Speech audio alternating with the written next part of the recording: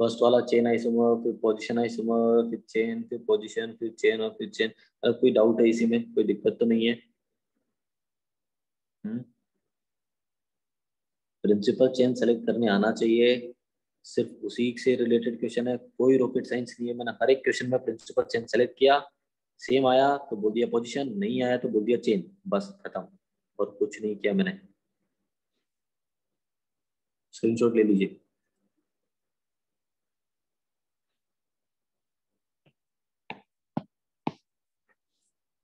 देखो हेक्सेन, नहीं नहीं नहीं, बिल्कुल गलत है ये, कि अगर आइसोमर चेन नहीं है तो डेफिनेटली पोजीशन होगा, बिल्कुल गलत है। मैं फिर से बोल रहा हूँ, अभी आपको पता है स्ट्रक्चरल आइसोमरिज्म के कितने पार्ट है यार? आपने सिर्फ चेन अभी पोजीशन पढ़ रहे हो, तो आप लोग इतना जल्दी क्यों कंक्लूड, कहीं जाना है क्या यार तुम लोगों को? इतना जल्दी किस बात की रहती है तुम लोगों को? मैं बोल रहा हूँ, मैंने बोला कि सब कुछ खत्म नहीं हुआ है, इतना जल्दी कंक्लूड क्यों करना है? सिर्फ चेन और पोजीशन पढ़ा है मैंने अभी तक, तो जो चेन नहीं वो पोजीशन होगा, ये कैसे बोल सकते हैं? बाकी लोग क्या करेंगे?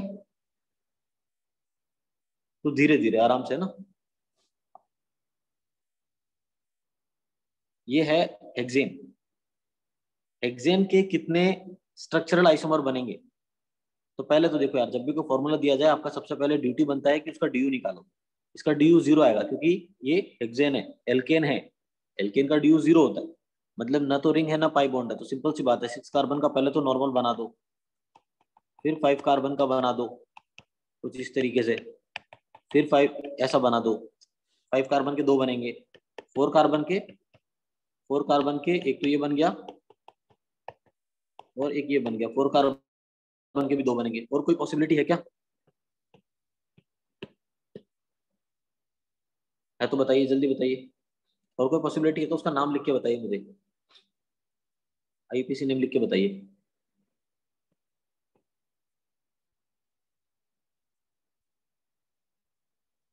और कोई अगर पॉसिबिलिटी आप बनाओगे ना, तो वो इन्हीं पांचों में से कोई एक होगा। हाँ, इन्हीं पांचों में से कोई एक होगा, ठीक है चलिए। तो देखो, ए और बी, चाहे ए और सी हो, चाहे ए और डी हो, 1,2 मिथाइल ब्यूटेन, ठीक है बेटा। तो ये बनाया तूने 1,2 मिथाइल ब्यूटेन ना। अब देख, ये एक्चुअली में पता है क्या बन गया? ये बन गया सी वाला स्ट्रक्चर, क्योंकि देख ये प्रिंसिपल चेन बन गया। इसको 1,2 मिथाइल ब्यूटेन नहीं बोलेंगे बेटा, ये है 3 मिथाइल पेंटेन, जो सी वाला है। प्रिंसिपल चेन देख सी वाला बना दिया तूने। 1,2 मिथाइल ब्यूटेन जैसा कोई कंपाउंड एग्जिस्ट ही नहीं करता, पहली बात तो तूने गलत बताया उसका नेम जो भी है। ठीक है, ए एंड डी में क्या रिलेशन है, ए और ई में क्या रिलेशन है, अरे बी और डी में क्या रिलेशन है, बी और ई में क्या रिलेशन है, सी और डी में क्या रिलेशन है, सी और ई में क्या रिलेशन है, सभी एक दूसरे के चेन आइसोमर है। बी एंड सी में क्या रिलेशन है, डी और ई में क्या रिलेशन है, ये दोनों एक दूसरे के पोजीशन आइसोमर हैं। देख लीजिए आराम से, आराम से देख।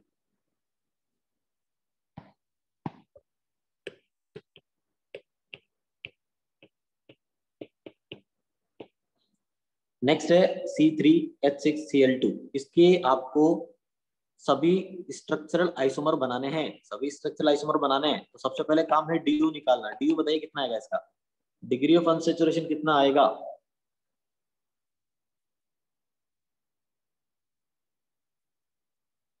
जीरो आएगा, ठीक है बिल्कुल सही बात है, जीरो आएगा। तो इसका मतलब ये है कि कोई ना तो डबल बॉन्ड है ना रिंग है, फिर तो बहुत आसान है, 3 कार्बन सीधे 3 कार्बन होंगे। अब 2 क्लोरीन लगाने, या तो दोनों क्लोरीन एक ही कार्बन पे लगा दो, या दोनों क्लोरीन 2 लगातार कार्बन पे लगा दो, या दोनों क्लोरीन बहुत दूर दूर लगा दो। अरे एक पॉसिबिलिटी और बच गई सर, एक ही कार्बन पे क्लोरीन लगाने थे तो आपने कॉर्नर वाले पे लगा दिए, बीच वाले कार्बन पे दोनों क्लोरीन लगा दो, ये भी तो पॉसिबिलिटी है, हो गया। और कोई पॉसिबिलिटी बची इसके अलावा? इन 4 ऑप्शन के अलावा कोई पॉसिबिलिटी बची क्या? सोच लो आराम से।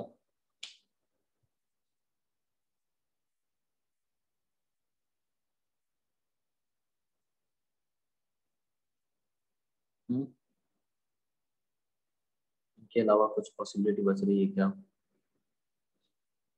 सोचो आराम से फिर बोलो।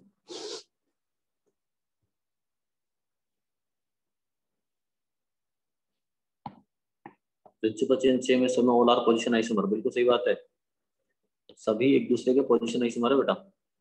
चलिए होमवर्क क्या है, स्क्रीनशॉट ले लीजिए। होमवर्क है आपका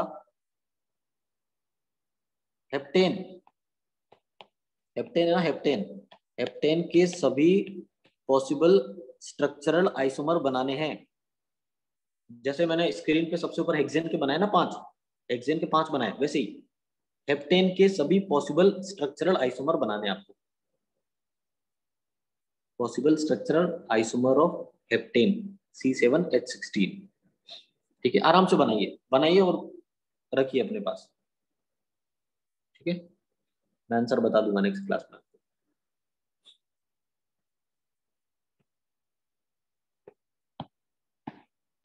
चलिए कुछ लोगों ने आंसर भी दिया है, आंसर सही है वैसे जिसने भी दिया है, बट ठीक है एक बार फिर से बना लीजिएगा। थर्ड आता है बेटा रिंग चेन आइसोमेरिज्म। देखो रिंग चेन आइसोमेरिज्म क्या होता है,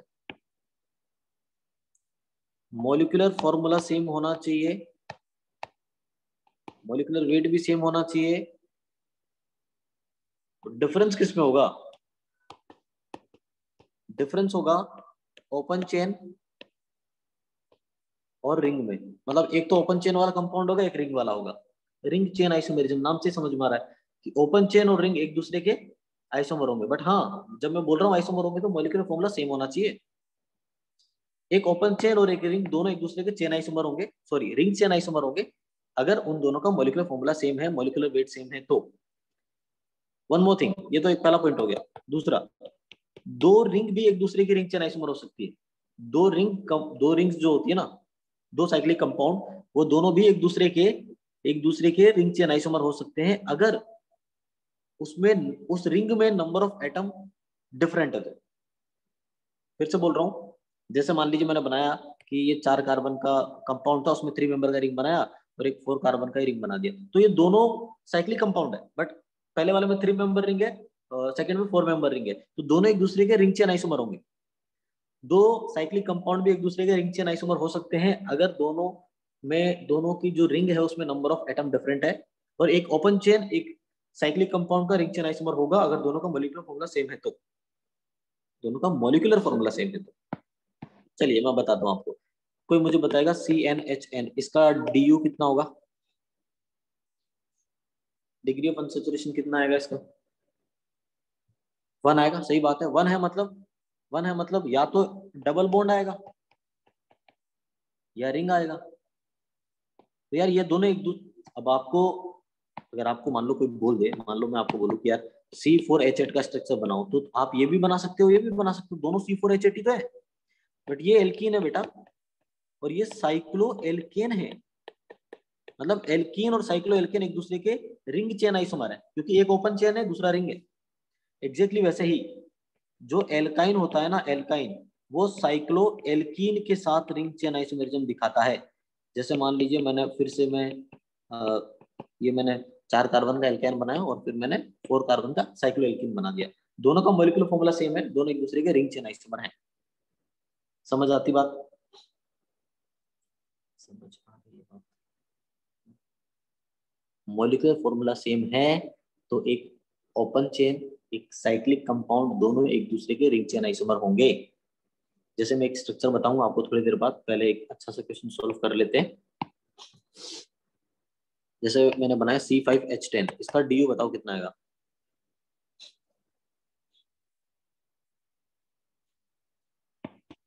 DU बनाया मतलब कि पाई बॉन्ड आएगा या फिर, है ना, या तो पाई बॉन्ड होगा या फिर एक रिंग होगा। तो सभी पॉसिबल स्ट्रक्चर बनाने की कोशिश करते हैं, पहले तो कोशिश कर लेते हैं, फिर बाद में देखेंगे कि क्या है क्या नहीं है।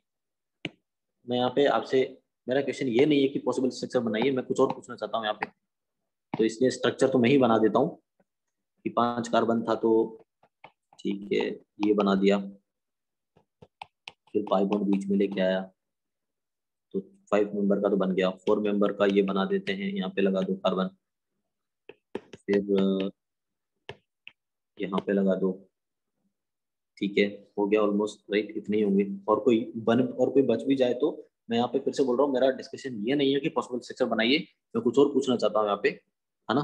तो स्ट्रक्चर मैंने ओपन चेन की बनाई, इसके रिंग के बनाता हूँ।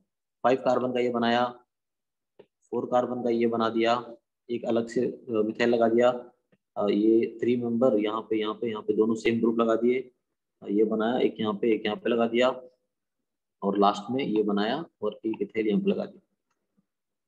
साइक्लिक कंपाउंड को देखो यार, मेन तो वो है, साइक्लिक कंपाउंड में सभी का फॉर्मूला C5H10 है। मतलब आपको कोई बोले कि C5H10 के सभी साइक्लिक कंपाउंड बनाइए, तो आप ये 5 बनाएंगे जो नीचे मैंने बनाए। साइक्लोपेंटेन तो बनाएंगे, फिर साइक्लोब्यूटेन के साथ एक मिथाइल लगाना पड़ेगा, साइक्लोप्रोपेन के साथ 2 मिथाइल लगाने पड़ेंगे। दोनों एक जगह लगा सकते हो, दोनों अलग अलग लगा सकते हो, या दोनों का एक ही चेन इथाइल भी लगा सकते हो। पॉसिबिलिटी देख रहे हो आप, कैसे सोचना पड़ेगा आपको। मेरा काम क्या है, इन साइक्लिक कंपाउंड्स की बात कर रहा हूँ, A B C D E, ध्यान से सुनिएगा। A B और C, A और B एक दूसरे के, या B और C एक दूसरे के, या A और C एक दूसरे के रिंग चेन आइसोमर है, क्योंकि नंबर ऑफ कार्बन जो रिंग में है वो डिफरेंट है। मुझे इतना जानना है बेटा कि C और D में क्या रिलेशन है। C और D में दोनों साइक्लिक कंपाउंड में नंबर ऑफ कार्बन सेम है, रिंग में नंबर ऑफ कार्बन सेम है, तो दोनों रिंग चेन आइसोमर नहीं हो सकते बेटा, दे आर पोजीशन आइसोमर। उनका नेम कैसे लिखोगे, सी वाले का लिखोगे 1,1 डाइमिथाइल, इसका लिखोगे 1,2 dimethyl, they are position isomer बेटा। मुझे बताओ सी और ई में क्या रिलेशन है, सी और ई में क्या रिलेशन है, लास्ट क्लास में बताया भी था, और लास्ट क्लास में सिर्फ चेन आइसोमेरिज्म में पढ़ाया था, तो आपको उसी चेन आइसोमेरिज्म मैंने बोला था ना कि प्रिंसिपल चेन में अगर डिफरेंस आ गया, प्रिंसिपल चेन में अगर डिफरेंस आ गया, जैसे यहाँ पे साइक्लोप्रोपेन है, 2 कार्बन 2 मिथाइल है, तो साइक्लोप्रोपेन तो ठीक है, 3 कार्बन है, बट इधर 2 मिथाइल है, इधर 1 मिथाइल है, चेन में डिफरेंस आ रहा है, तो दे आर चेन आइसोमर। ये मैं बता चुका हूँ ऑलरेडी लास्ट क्लास में, तो ये चेन आइसोमर है। सी और ई क्या, अगर आप डी और ई पूछता ना कोई, तो डी और ई भी चेन आइसोमर है। तो जो भी पढ़ा ना हमने, चेन, पोजीशन, रिंग चेन, तीनों के क्वेश्चन एक साथ हमने अच्छे से सॉल्व कर लिए यहाँ पे, ठीक है। स्क्रीनशॉट ले लीजिए, अब मैं जा रहा हूँ सीधा पीडीएफ पे, ठीक है। अच्छा, किसी ने बोला सर 1 मिनट, कौन सा बी और ई में क्या रिलेशन होगा, बेटा बी और ई जो है एक दूसरे के रिंग चेन आइसोमर होगा, क्योंकि बी में 4 कार्बन का रिंग है और ई में 3 कार्बन का रिंग है। जब number of atom he change हो रहे हैं रिंग में, तो रिंग चेन आइसोमर होगा। देखो यार, रिंग चेन आइसोमरिज्म देखने के 2 तरीके मैंने बताया ना, एक ओपन चेन और एक रिंग, दोनों रिंग चेन आइसोमर होंगे, बट फॉर्मूला सेम होना चाहिए। और 2 साइक्लिक कंपाउंड एक दूसरे के रिंग चेन आइसोमर तब होंगे जब उनमें नंबर ऑफ कार्बन डिफरेंट हो। 2 3 मेंबर रिंग एक दूसरे के रिंग चेन आइसोमर नहीं हो सकते, 2 4 मेंबर रिंग नहीं हो सकते, एक 4 मेंबर एक 3 मेंबर रिंग एक दूसरे के रिंग चेन आइसोमर हो सकते हैं, क्योंकि नंबर ऑफ कार्बन डिफरेंट है साइकिल में।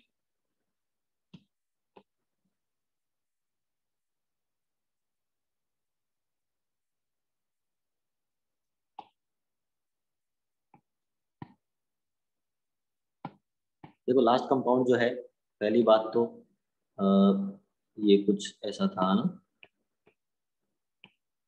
लास्ट वाला कंपाउंड। देखो मैं एक बात आपको अच्छे से बता दूं, जब भी कभी आपको डाउट हो कि पोजीशन आइसोमर है, पहली बात, पोजीशन आइसोमर में आप किसी ग्रुप का पोजीशन देखते हैं, तो वो ग्रुप सेम तो होना चाहिए दोनों कंपाउंड में।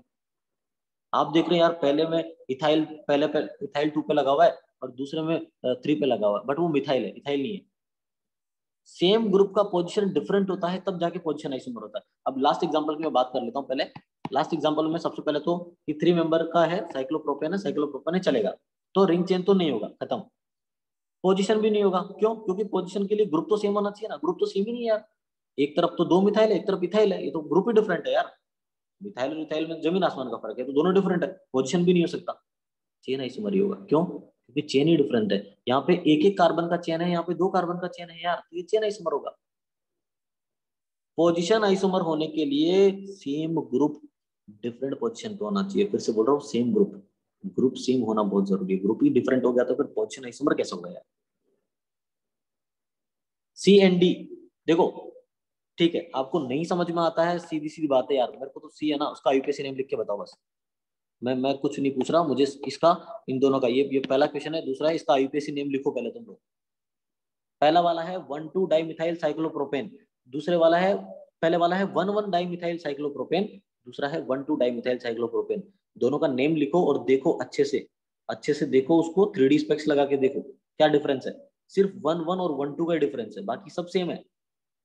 तो नेम में कोई फर्क नहीं दिखा, सिर्फ 1,2 ये डिजिट में डिफरेंस दिखा, पोजीशन में डिफरेंस दिखा, इसलिए पोजीशन आइसोमर है, इसलिए पोजीशन आइसोमर है। समझ रहे हैं आप? पोजीशन आइसोमर के लिए बिल्कुल सही बात है बेटा, हम प्रिंसिपल चेन सेलेक्ट करते हैं। तो आपको किसमें सी और ई में डाउट हो रहा है क्या? हाँ ना बेटा, सी प्रिंसिपल चेन अगर सेम हो गया तो सही भी जो आप बोल रहे हो, अगर प्रिंसिपल चेन सेम हो गया तो फिर साइड चेन देखेंगे, जैसे मैंने इसमें किया। आपने पूछा ना कि चेन आइसोमर के लिए प्रिंसिपल चेन सेम हो गया तो फिर साइड चेन देखेंगे बेटा।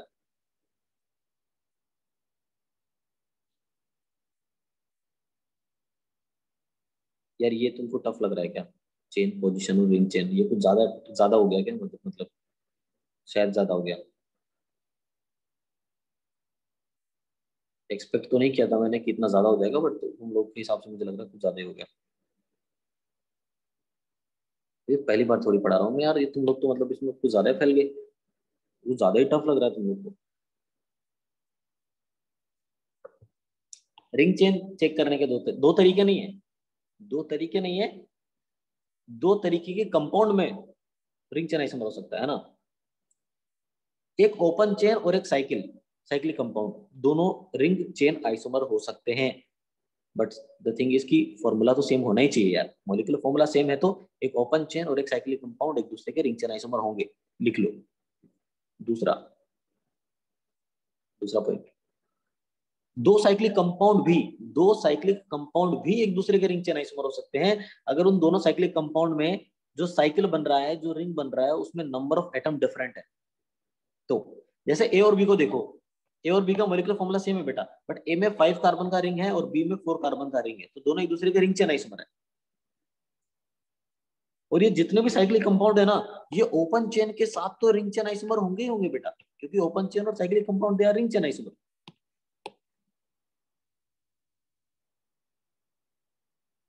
एक बार फिर से बोल रहा हूं मैं, एक अगर मॉलिक्यूलर फॉर्मूला सेम है तो एक ओपन चेन और एक साइक्लिक कंपाउंड दोनों एक दूसरे के रिंग चेन आइसोमर होंगे। जैसा एग्जांपल मैंने बताया था एल्कीन और साइक्लो एल्केन का, ये ओपन चेन था, साइक्लो एल्कीन रिंग था, एक ओपन और एक रिंग, दोनों एक दूसरे के रिंग चेन आइसोमर हैं। बट कंडीशन क्या है, मॉलिक्यूलर फॉर्मूला तो सेम होना चाहिए ना। तो रिंग चेन आइसोमर दो तरीके से, ओपन चेन और रिंग एक दूसरे के रिंग चेन आइसोमर हो सकते हैं। दूसरा, दो साइक्लिक कंपाउंड भी एक दूसरे के रिंग चेन आइसोमर हो सकते हैं अगर उस साइक्लिक कंपाउंड में नंबर ऑफ एटम डिफरेंट है तो। अगर नंबर ऑफ एटम सेम हो गए तो रिंग चेन आइसोमर नहीं होगा। क्या होगा वो बात की बात है, एटलीस्ट रिंग चेन तो नहीं होगा। जैसे सी डी और ई देखो, सी डी और ई तीनों में 3 मेंबर का रिंग है साइक्लोप्रोपेन, सी डी और ई तीनों एक दूसरे के रिंग चेन हो ही नहीं सकते। तो कुछ और होगा वो बात की बात है, बट रिंग चेन तो नहीं हो सकते।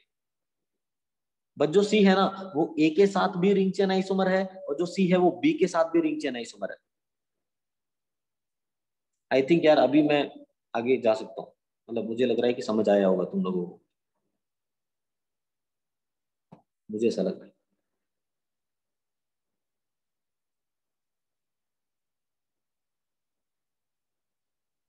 पूछता रहूंगा मैं, है ना, time to time doubt questions तो मैं पूछता ही रहूंगा। बट फिर भी मुझे सही में ऐसा लगा कि तुम लोग को टफ लग रहा है, तो प्रैक्टिस करने की जरूरत है ना। स्क्रीनशॉट ले लीजिए।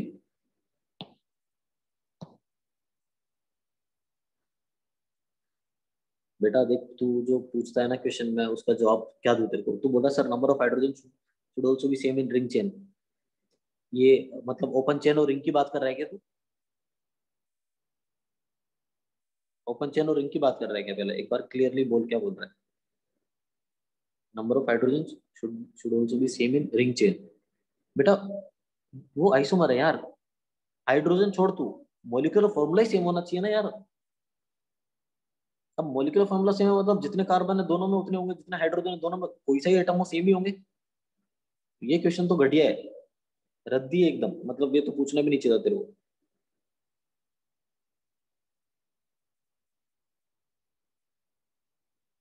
Sir can A and B ring chain isomer?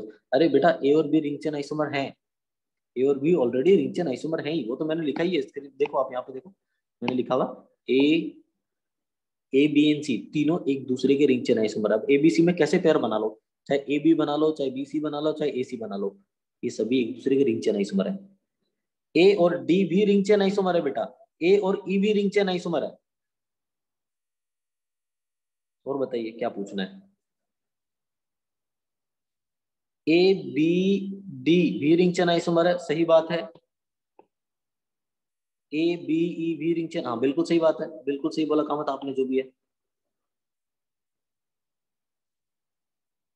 और कुछ भी बोलना है तो बोल दो अभी, वो पीडीएफ पे चला जाऊंगा तो फिर ये कमेंट नहीं देख पाऊंगा मैं तुम लोगों के ना, इसलिए।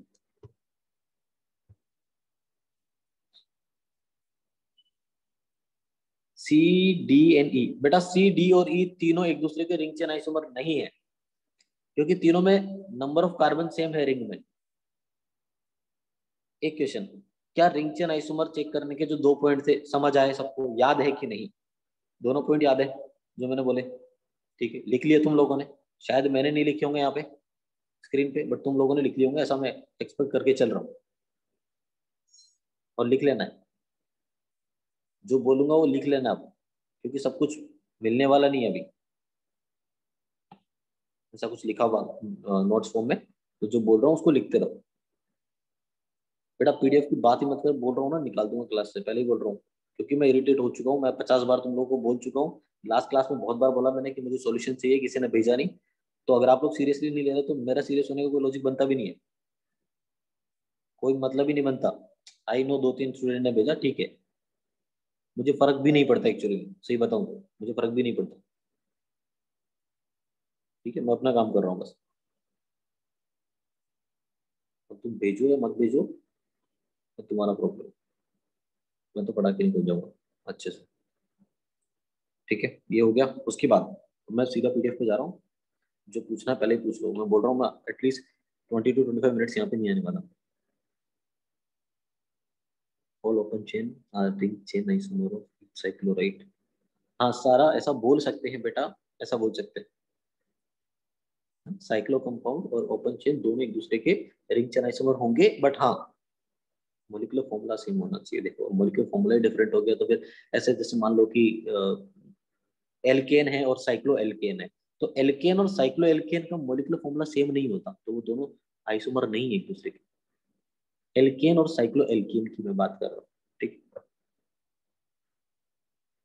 एल्काइन और साइक्लो एल्काइन भी क्योंकि नहीं है बेटा, मोलिकुलर फॉर्मूला तो देखना यार एक बार, वही मैं ये लाइन में 50वीं बार बोल रहा हूँ, रिकॉर्डिंग भी सुनना, मजा आएगा तेरे को। एल्काइन और साइक्लो एल्केन में मोलिकुलर फॉर्मूला सेम है क्या? आइसोमेरिज्म की बात कर रहे हो तुम लोग, मोलिकुलर फॉर्मूला तो देख लो यार पहले। एल्काइन का CnH2n-2 होता है, साइक्लो एल्किन का CnH2n होता है, तो दोनों में तो डिफरेंस है यार, दो हाइड्रोजन का डिफरेंस है, आइसोमर ही नहीं है वो, रिंग चेन तो बात की बात है, आइसोमर ही नहीं है। और यार जितने भी आइसोमर होते हैं सभी का डिग्री ऑफ अनसैचुरेशन सेम होता है, तभी तो डीयू निकाल रहा हूं मैं। एल्काइन का DU2 और साइक्लो कंपाउंड का DU1 होता है, तो कैसे सेम हो सकते हैं? सभी आइसोमर का DU सेम होगा, ये भी लिख लो। तभी तो DU निकाल रहा हूं मैं स्टार्टिंग में, ताकि मुझे आइडिया लग जाए कि कितने पॉसिबल स्ट्रक्चर मुझे बनाने हैं। समझ रहे हैं आप? साइक्लो एल्केन कभी रिंग चेन आइसोमर नहीं हो सकता, बिल्कुल सही बात है। साइक्लो एल्केन कभी रिंग चेन आइसोमर नहीं, बेटा एल्कीन के साथ हो सकता है ना, एल्कीन के साथ हो सकता है, नॉर्मल एल्कीन के साथ, ओपन चेन एल्कीन के साथ हो सकता है। साइक्लो एल्केन जो है वो नॉर्मल या ओपन चेन एल्कीन के साथ रिंग चेन आइसोमर हो सकता है। हाँ एल्केन और साइक्लो एल्केन नहीं हो सकते, क्योंकि एल्केन का DU0 है और साइक्लो एल्केन का DU1 है, तो दो ऐसे कंपाउंड जिनका degree of unsaturation he different है, वो तो ऑब्वियस सी बात है कंपाउंड डिफरेंट होंगे, वो तो आइसोमर ही नहीं है। दो कंपाउंड जिनका DU डिफरेंट आ रहा है वो तो आइसोमर हो ही नहीं सकते, आइसोमर ही नहीं है यार। पोजीशन चेन रिंग चेन बात की बात है, वो तो आइसोमर ही नहीं है। ठीक है, तो आइसोमर जितने भी होंगे सभी का डी सेम होना चाहिए, और डी कैसे निकालते हैं आपको पता होना चाहिए। ठीक है, मैं पीडीएफ पे जा रहा हूँ अभी।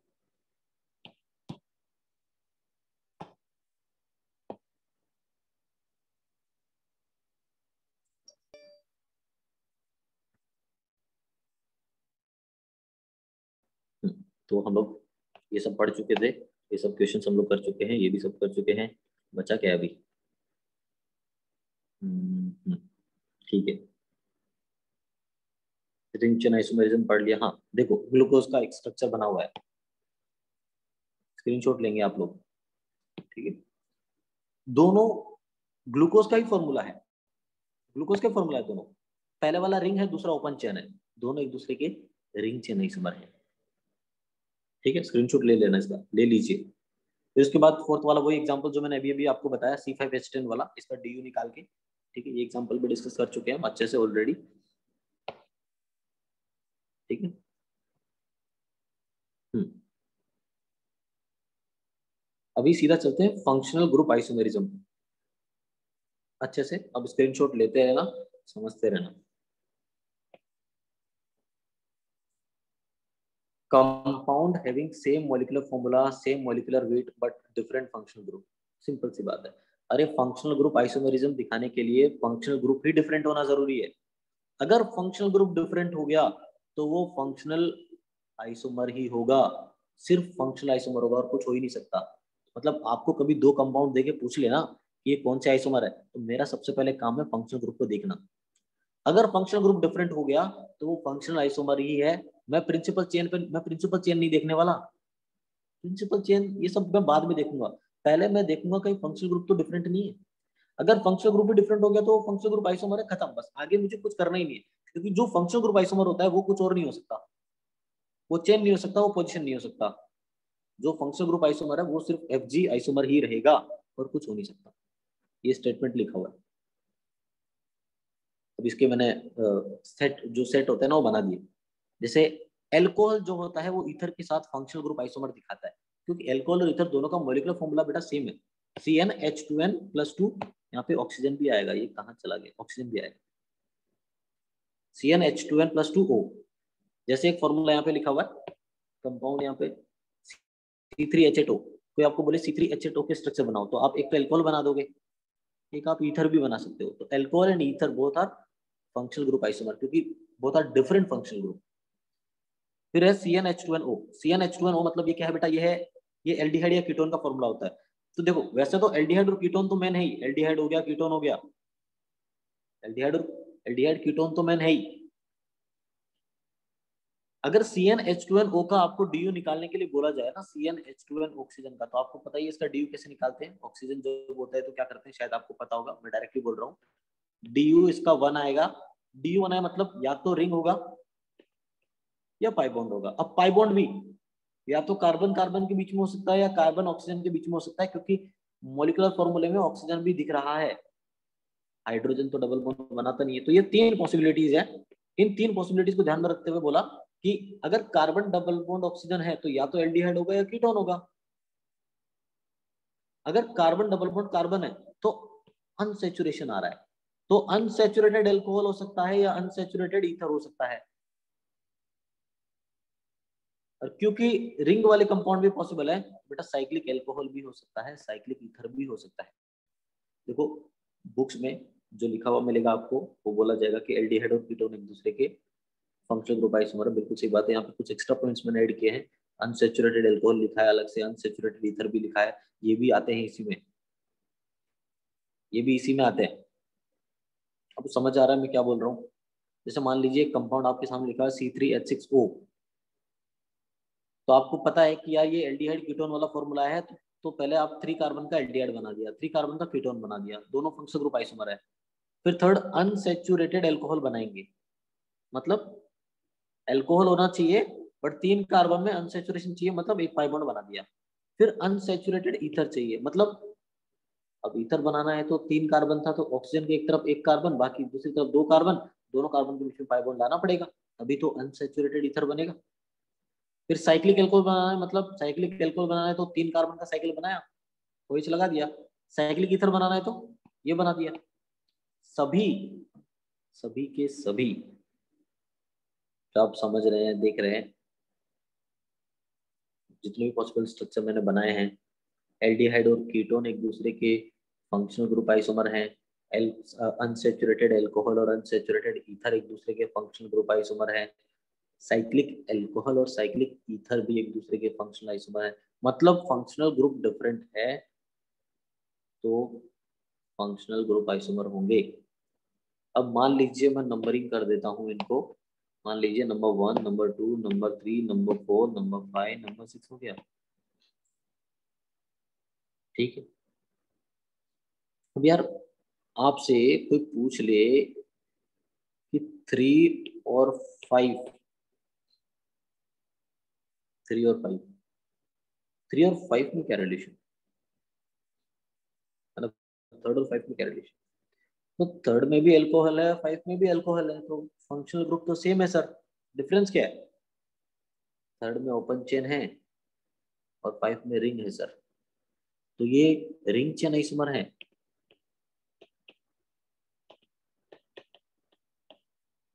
3 और 5 रिंग चेन आइसोमर है। आपसे वही पूछ लिया जाए कि 1 और 5 क्या है, आप बोलोगे 1 और 5 फंक्शनल ग्रुप आइसोमर है, क्योंकि पहले वाले में एल्डिहाइड है और फिफ्थ वाले में अल्कोहल है। समझ आ रही है बात?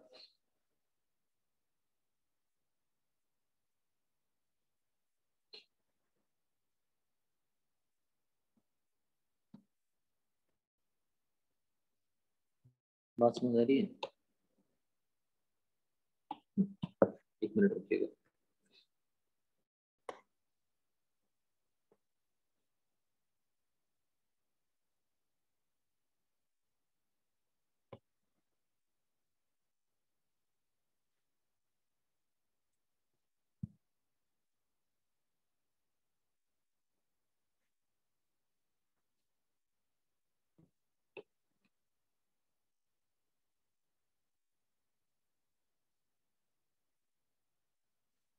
दोस्तों जो तू क्वेश्चन पूछ रहा है, एक कंपाउंड में फंक्शनल ग्रुप है दूसरे में नहीं है, तो आइसोमर ही नहीं होगा ना यार। वो ये तेरे डाउट कैसे आते हैं यार, मेरे को ये नहीं समझ में आता। तू पता नहीं,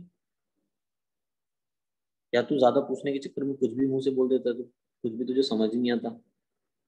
एक कंपाउंड में फंक्शनल ग्रुप है दूसरे में नहीं है, तो फंक्शनल ग्रुप ही नहीं है यार, एक में नहीं है एक में है, तो वो तो कंपाउंड ही डिफरेंट हो गया ना यार। आइसोमर की बात ही क्यों करूंगा मैं वहां पे।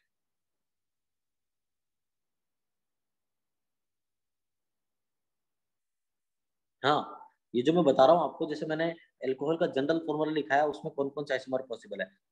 एल्डिहाइड और कीटोन का जनरल फॉर्मूला सेम है, बट उसमें सिर्फ एल्डिहाइड और कीटोन ही फंक्शनल ग्रुप आइसोमर नहीं है।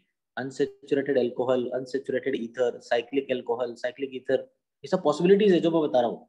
बट मेन जो है वो एल्डिहाइड और कीटोन है। बुक्स में वही लिखा हुआ मिलेगा हर जगह।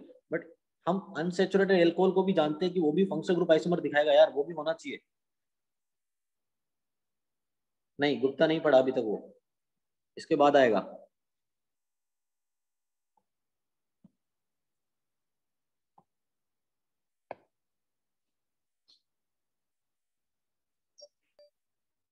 सुनते रहिए, चुपचाप सुनते रहिए। फिर आया CnH2nO2, मतलब ये एसिड का फॉर्मूला होता है, यही ईस्टर का फॉर्मूला होता है, यही हाइड्रोक्सी कार्बोनिल। देखो एसिड और ईस्टर एक दूसरे के फंक्शनल ग्रुप आइसोमर है। जैसे फॉर्मूला लिया मैंने, ये एसिड ये ईस्टर का जनरल फॉर्मूला है। तो 3 कार्बन का बनाना है ना आपको, तो ये 3 कार्बन का तो पहले एसिड बनाओ। 3 कार्बन का एसिड कैसे बनाओगे? ये बना दिया 3 कार्बन का पहले एसिड, फिर एस्टर बना दिया। ये तो मेन है, दोनों फंक्शनल ग्रुप आइसोमर है। इसके अलावा मैंने हाइड्रोक्सी कार्बोनिल लिखा। हाइड्रोक्सी कार्बोनिल मतलब, कार्बोनिल मतलब एल्डिहाइड या कीटोन होता है, कार्बोनाइल मतलब एल्डिहाइड या कीटोन होता है, हाइड्रोक्सी मतलब OH ग्रुप इधर लगा दिया। ये देखो, ये भी फंक्शनल ग्रुप आइसोमर ही माना जाएगा। अब आपने हाइड्रोक्सी इधर, ठीक है, हाइड्रोक्सी कार्बोनिल बोला तो हाइड्रोक्सी कार्बोनिल में एल्डिहाइड और कीटोन दोनों आते हैं, तो हाइड्रोक्सी एल्डिहाइड हो गया, हाइड्रोक्सी कीटोन हो गया। दोनों अलग अलग बना दो, बना दिया, बना दिया। साइक्लिक कंपाउंड नहीं बनाया बेटा, क्योंकि इनका DU1 है। इस कंपाउंड का DU1 है, आप निकालिए तो आपको पता चलेगा कि अभी तो सर ने ओपन चेन बनाया है। रिंग वाले कंपाउंड भी तो बनेंगे, ये बनाया रिंग वाला।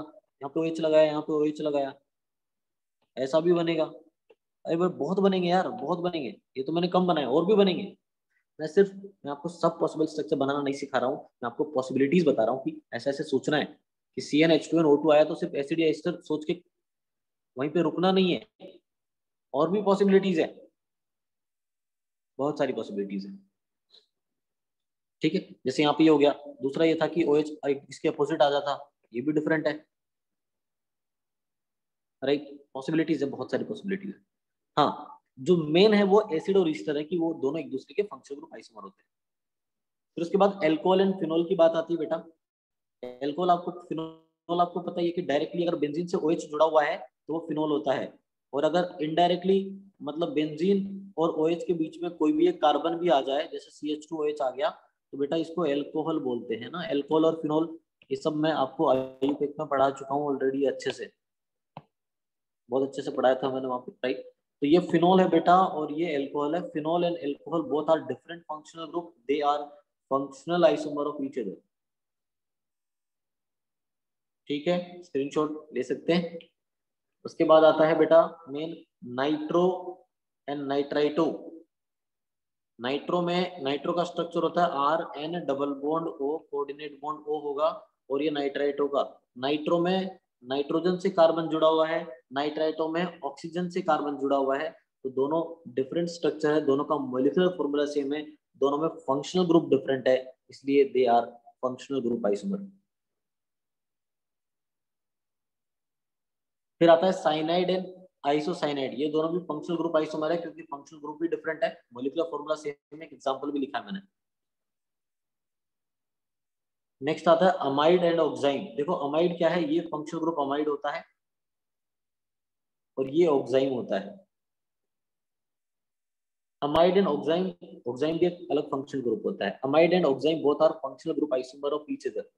तो अमाइड का एक स्ट्रक्चर मैंने बनाया है यहाँ पे, ये देखिए यहाँ पे इसके नीचे बनाया हुआ है ना, डिस्चार्ज हो गया, थोड़ा वेट करना पड़ेगा। फिर से बोल रहा हूँ, amide and oxime both are functional group isomer of each other. Amines जो होते हैं 1 डिग्री 2 डिग्री 3 डिग्री, तीनों को डिफरेंट फंक्शनल ग्रुप माना जाता है, ये भी पता होगा, आयुपेक में पढ़ाया था कि अमाइंस का डिग्री चेंज होने पे फंक्शनल ग्रुप डिफरेंट माने जाते हैं। तो जैसे मान लीजिए एक एग्जांपल आपके सामने लिखा हुआ है 8th में, 1 डिग्री अमाइन है, 2 डिग्री अमाइन है, 3 डिग्री अमाइन है, तीनों का फॉर्मूला सेम है, मॉलिक्यूलर फॉर्मूला सेम है, तीनों एक दूसरे के फंक्शनल ग्रुप आइसोमर हैं, क्योंकि 1 डिग्री 2 डिग्री एंड 3 डिग्री तीनों को डिफरेंट फंक्शनल ग्रुप माना जाता है। ऐसे ही अमाइड्स में भी होता है बेटा कि अमाइड्स भी, अगर अमाइड्स में डिग्री चेंज होता है तो वो सभी डिफरेंट फंक्शनल ग्रुप माने जाते हैं। 1 डिग्री अमाइड, 2 डिग्री अमाइड और 3 डिग्री अमाइड, ये तीनों डिफरेंट फंक्शनल ग्रुप है। अगर फंक्शनल ग्रुप ही डिफरेंट है तो फंक्शनल ग्रुप आइसोमर होंगे वो। जैसे एल्कोहल और ईथर था वैसे ही थायोल और थायो ईथर होगा। जैसे एल्कोहल और ईथर था वैसे ही थायोल और थायो ईथर होगा, ये पता है। जैसे जिस तरीके से यहाँ देखो 11th वाला कोई फंक्शनल ग्रुप, मैं फंक्शनल ग्रुप नहीं बोलूंगा, जस्ट कि ये एक एल्काइन और एक एल्कीन है बस, मॉलिक्यूलर फॉर्मूला तो सेम है ही। पहले वाले में एल्काइन है और दूसरे वाले में एल्कीन है, बट ऑब्वियस सी बात है, एल्काइन में DU2 होता है और एल्कीन में DU1 होता है, तो ये तो आइसोमर तो नहीं होंगे। तो दूसरे में आपको 2 डबल बॉन्ड लगाने पड़ेंगे और पहले में एक ट्रिपल बॉन्ड, एक ट्रिपल बॉन्ड और 2 डबल बॉन्ड, मतलब एल्काइन एक ट्रिपल बॉन्ड और 2 डबल बॉन्ड जो है वो भी दोनों एक दूसरे के फंक्शनल ग्रुप आइसोमर होंगे, क्योंकि और कोई आइसोमर पॉसिबल नहीं है इनमें, ना तो चेन आइसोमर पॉसिबल है इनमें, ना पोजीशन पॉसिबल है इनमें, ना रिंग चेन पॉसिबल है इसमें। ये फंक्शनल ग्रुप आइसोमर ही होंगे क्योंकि एक जगह डबल बॉन्ड है, एक जगह ट्रिपल बॉन्ड है। समझ रहे?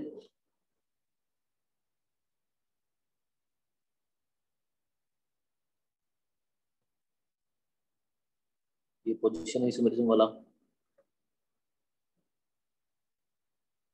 पोजीशन कैसे बेटा, फिर से मैं बोल रहा हूँ गौरंग, मैंने बोला था पोजीशन आइसोमर की बात तब करेंगे जब पोजीशन डिफरेंट हो। किसका? किसका पोजीशन डिफरेंट हो? सेम ऑब्जेक्ट का यार, कि डबल बॉन्ड का पोजीशन डिफरेंट है सर, ट्रिपल बॉन्ड का पोजीशन डिफरेंट है। अब वहां पे एक जगह डबल बॉन्ड है दूसरे में ट्रिपल बॉन्ड है, तो कैसे बोल सकते हैं? एग्जैक्टली, एग्जैक्टली, ये तो जरूरी है। पोजीशन की बात कर रहे हो तो किसी ग्रुप की बात करोगे ना, ग्रुप तो सेम होना चाहिए ना। यार ये ग्रुप यहाँ पे इधर लगा हुआ है, सेम ग्रुप वहां पे दूर लगा हुआ है, तब पोजीशन की बात करोगे। अब ग्रुप ही चेंज हो गया तो फिर पोजीशन आइसोमर की बात कैसे करेंगे?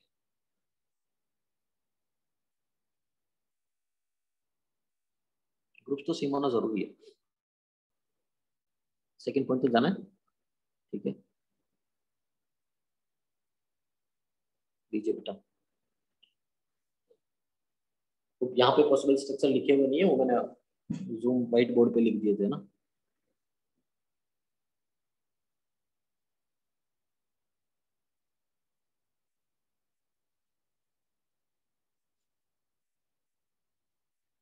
अब थोड़ा थोड़ा थोड़ा मेहनत करना पड़ेगा आप लोगों को।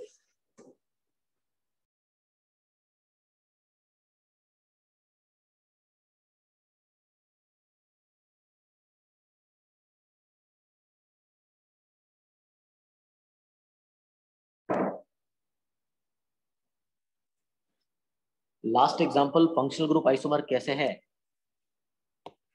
चलिए उसकी भी बात कर रहे थे। लास्ट एग्जांपल, हाँ, पहले तो थायोल और थायो ईथर तो क्लियर हो गया 10th वाला ना, कि दोनों डिफरेंट फंक्शन ग्रुप है। कैसे फंक्शन ग्रुप है दोनों डिफरेंट? आईयूपीएससी के नोट्स जाइए, देखिए, उसमें पढ़िए, सब समझ में आ जाएगा। बता चुका हूँ ऑलरेडी, ठीक है, पहली बार नहीं बोल रहा। 11th वाले में ये डबल बॉन्ड, ये ट्रिपल बॉन्ड है यार, और ये डबल बॉन्ड है। प्रिंसिपल चेन, ये प्रिंसिपल चेन, ये चेन आइसोमर नहीं है। पोजीशन आइसोमर है क्या? नहीं है, क्योंकि पोजीशन आइसोमर के लिए किसके पोजीशन की बात करोगे? एक तरफ तो ट्रिपल बॉन्ड, एक तरफ डबल बॉन्ड है। ट्रिपल बॉन्ड डबल बॉन्ड दोनों डिफरेंट होते हैं, तो फिर पोजीशन की बात करने का कोई मतलब ही नहीं बनता। रिंग चेन आइसोमर है क्या? खत्म, हो ही है ही नहीं सकता। फंक्शनल ग्रुप आइसोमर, हाँ। यार एक बात बताइए, जब मैंने फंक्शनल ग्रुप आपको बताया था, एक आईयूपीएससी में ऐसे क्वेश्चन करवाए थे, मैंने बहुत सा बड़ा सा स्ट्रक्चर बना के बोला था कि इसमें फंक्शनल ग्रुप आइडेंटिफाई कीजिए। तो डबल बॉन्ड और ट्रिपल बॉन्ड को भी फंक्शनल ग्रुप में कंसिडर किया था कि नहीं किया था? ये भी तो फंक्शनल ग्रुप ही है। तो ट्रिपल बॉन्ड एक में है, दूसरे में डबल बॉन्ड है, तो दोनों फंक्शनल ग्रुप आइसोमर होंगे यार। अगर रिकॉल कर पा रहे हो तो आईयूपीएससी का नोट्स जाके देखेंगे, एक बार सभी फंक्शनल ग्रुप को अच्छे से रिवाइज करेंगे, डिग्री ऑफ अनसैचुरेशन निकालने की टेक्निक सीखेंगे, प्रिंसिपल चेंज सेलेक्ट करने का तरीका जो है वो भी रिवाइज करेंगे, पूरा आईयूपीएससी फिर से पढ़ेंगे, तभी चैप्टर समझ में आने वाला, नहीं तो नहीं है, कुछ नहीं आएगा फिर। ठीक है, ठीक है, चलिए तो फंक्शनल ग्रुप आइसोमर भी हो गया। अब नेक्स्ट जो है मेटामर है, ध्यान से सुनना। मेटामर अच्छे क्वेश्चन बनते हैं यहाँ पे। स्टार लगाया मैंने इसीलिए, पहले मुझे मालूम है कि यहाँ पे दिक्कत होती है। मेटामेरिज्म, तो मेटामेरिज्म का क्या है? देखो, मेटामेरिज्म को मैं अब पहले डेफिनेशन को मत जाइए, मैं पहले बता रहा हूँ कि मेटामेरिज्म को मैं कैसे कैसे एक्सप्लेन कर रहा हूँ, एक्सप्लेनेशन सुनना बस तुम लोग। कि मेटामेरिज्म के लिए सबसे पहले तो पॉलीवेलेंट एटम होना चाहिए, पॉलीवेलेंट ग्रुप होना चाहिए। पॉलीवेलेंट एटम मतलब एक ऐसा एटम जो दोनों तरफ, जिसके दोनों तरफ कार्बन चेन हो सके। पॉलीवेलेंट मतलब दोनों तरफ हो, मतलब दो एल्काइल ग्रुप हो सकते हैं, तीन है तो चलेगा ही चलेगा, चार है तो भी चलेगा। पॉलीवेलेंट मतलब वन से ज्यादा। पॉलीवेलेंट एटम होना चाहिए। जैसे ईथर में ऑक्सीजन होता है ना, दोनों तरफ एल्काइल होता है। जैसे 3 डिग्री अमीन्स में नाइट्रोजन होता है ना, तीनों तीनों तरफ एल्काइल ग्रुप होते हैं। जैसे फॉस्फोर, नाइट्रोजन 3 बॉन्ड बना सकता है, तो फॉस्फोरस भी 3 बॉन्ड बना सकता है ना एल्काइल के साथ। जैसे ईथर है, वैसे थायो ईथर देखो, सल्फर के दोनों साइड एल्काइल ग्रुप है। अगर ये पॉलीवेलेंट एटम है, एक ही एटम है, बट एक ही एटम, ग्रुप नहीं, एक ही एटम है, बट इसके इसके आसपास जो है नंबर ऑफ एल्काइल ग्रुप जो होंगे वो एक से ज्यादा होंगे, या तो दो तो होंगे ही कम से कम। पॉलीवेलेंट ग्रुप क्या होता है? जैसे कीटोन हो गया, कीटोन के दोनों साइड एल्काइल ग्रुप होंगे, तो थायोकीटोन के भी दोनों साइड एल्काइल ग्रुप होंगे ही होंगे। जैसे ईस्टर हो गया, ईस्टर जो है वो दोनों तरफ एल्काइल ग्रुप होंगे, राइट में भी होगा, लेफ्ट में भी होगा। एसिड नहीं होता, आपको पता ना, एसिड तो टर्मिनेटिंग ग्रुप है। अगर किसी प्रिंसिपल चेन में एसिड लग गया, मतलब चेन टर्मिनेट हो गई ना, उसके आगे तो एसिड के दोनों साइड तो चेन कंटिन्यू नहीं रहती। ईस्टर के साइड है। अमाइड में भी दोनों साइड चेन कंटिन्यू रहेगी। एनहाइड्राइड में ऐसा होगा क्या? बिल्कुल, एनहाइड्राइड में भी दोनों साइड चेन कंटिन्यू है। अरे SO3 में भी ऐसा पॉसिबल है, दोनों साइड चेन कंटिन्यू है। ये सब पॉलीवेलेंट ग्रुप है। तो पॉलीवेलेंट एटम हो चाहे पॉलीवेलेंट ग्रुप हो, यही मेटामर शो करते हैं, यही मेटामेरिज्म शो करते हैं। कैसे शो करते हैं बात की बात है, पहले तो पॉलीवेलेंट एटम और ग्रुप समझ में आना चाहिए। मोनोवेलेंट एटम जो है जैसे हाइड्रोजन और हेलोजन ये नहीं करते। मोनोवेलेंट ग्रुप मतलब जैसे अल्कोहल हो गया, एल्डिहाइड हो गया, एल्कानोइल हैलाइड हो गया, साइनाइड, आइसोसाइनाइड, एसिड, CONH2 लिख दो सिर्फ, है ना, वो सब भी आ जाएंगे। ठीक है, बट अमाइड में ऑलरेडी नीचे लिख चुका हूं तो वहां पे लिखने की जरूरत नहीं है। तो मोनोवेलेंट एटम और मोनोवेलेंट ग्रुप जो है वो मेटामेरिज्म शो नहीं करते, सिर्फ पॉलीवेलेंट एटम और पॉलीवेलेंट ग्रुप शो करते हैं। अब कैसे शो करते हैं ध्यान से समझना। जैसे ये एक पॉलीवेलेंट एटम है, ऑक्सीजन है, इसके दोनों साइड एल्काइल ग्रुप होंगे। अगर दोनों साइड एल्काइल ग्रुपिंग में डिफरेंस आ गया, जैसे मान लीजिए मैंने यहाँ पे बनाया 2 कार्बन, इधर भी 2 कार्बन बनाए, नीचे वाले एग्जांपल में मैंने लेफ्ट में एक ही कार्बन लिखा, राइट में 3 कार्बन बना दिए, तो ये दोनों एक दूसरे की मेटामर होंगे। इसमें क्या किया कि सर ऑक्सीजन के इधर भी 2, इधर भी 2, इधर ऑक्सीजन के इधर 1, इधर 3, आपने नंबर ऑफ कार्बन जो है एल्काइल में, नंबर ऑफ कार्बन एल्काइल में चेंज कर दिए, एल्काइल ग्रुपिंग चेंज कर दिया आपने। अगर एल्काइल ग्रुपिंग ही चेंज हो गया, एक पॉलीवेलेंट एटम या पॉलीवेलेंट ग्रुप के चारों तरफ, दोनों तरफ, एक पॉलीवेलेंट एटम या पॉलीवेलेंट ग्रुप के दोनों तरफ अगर एल्काइल ग्रुपिंग चेंज हो गया तो मेटामर होगी। डेफिनेशन पे जाते हैं, पढ़ना ध्यान से।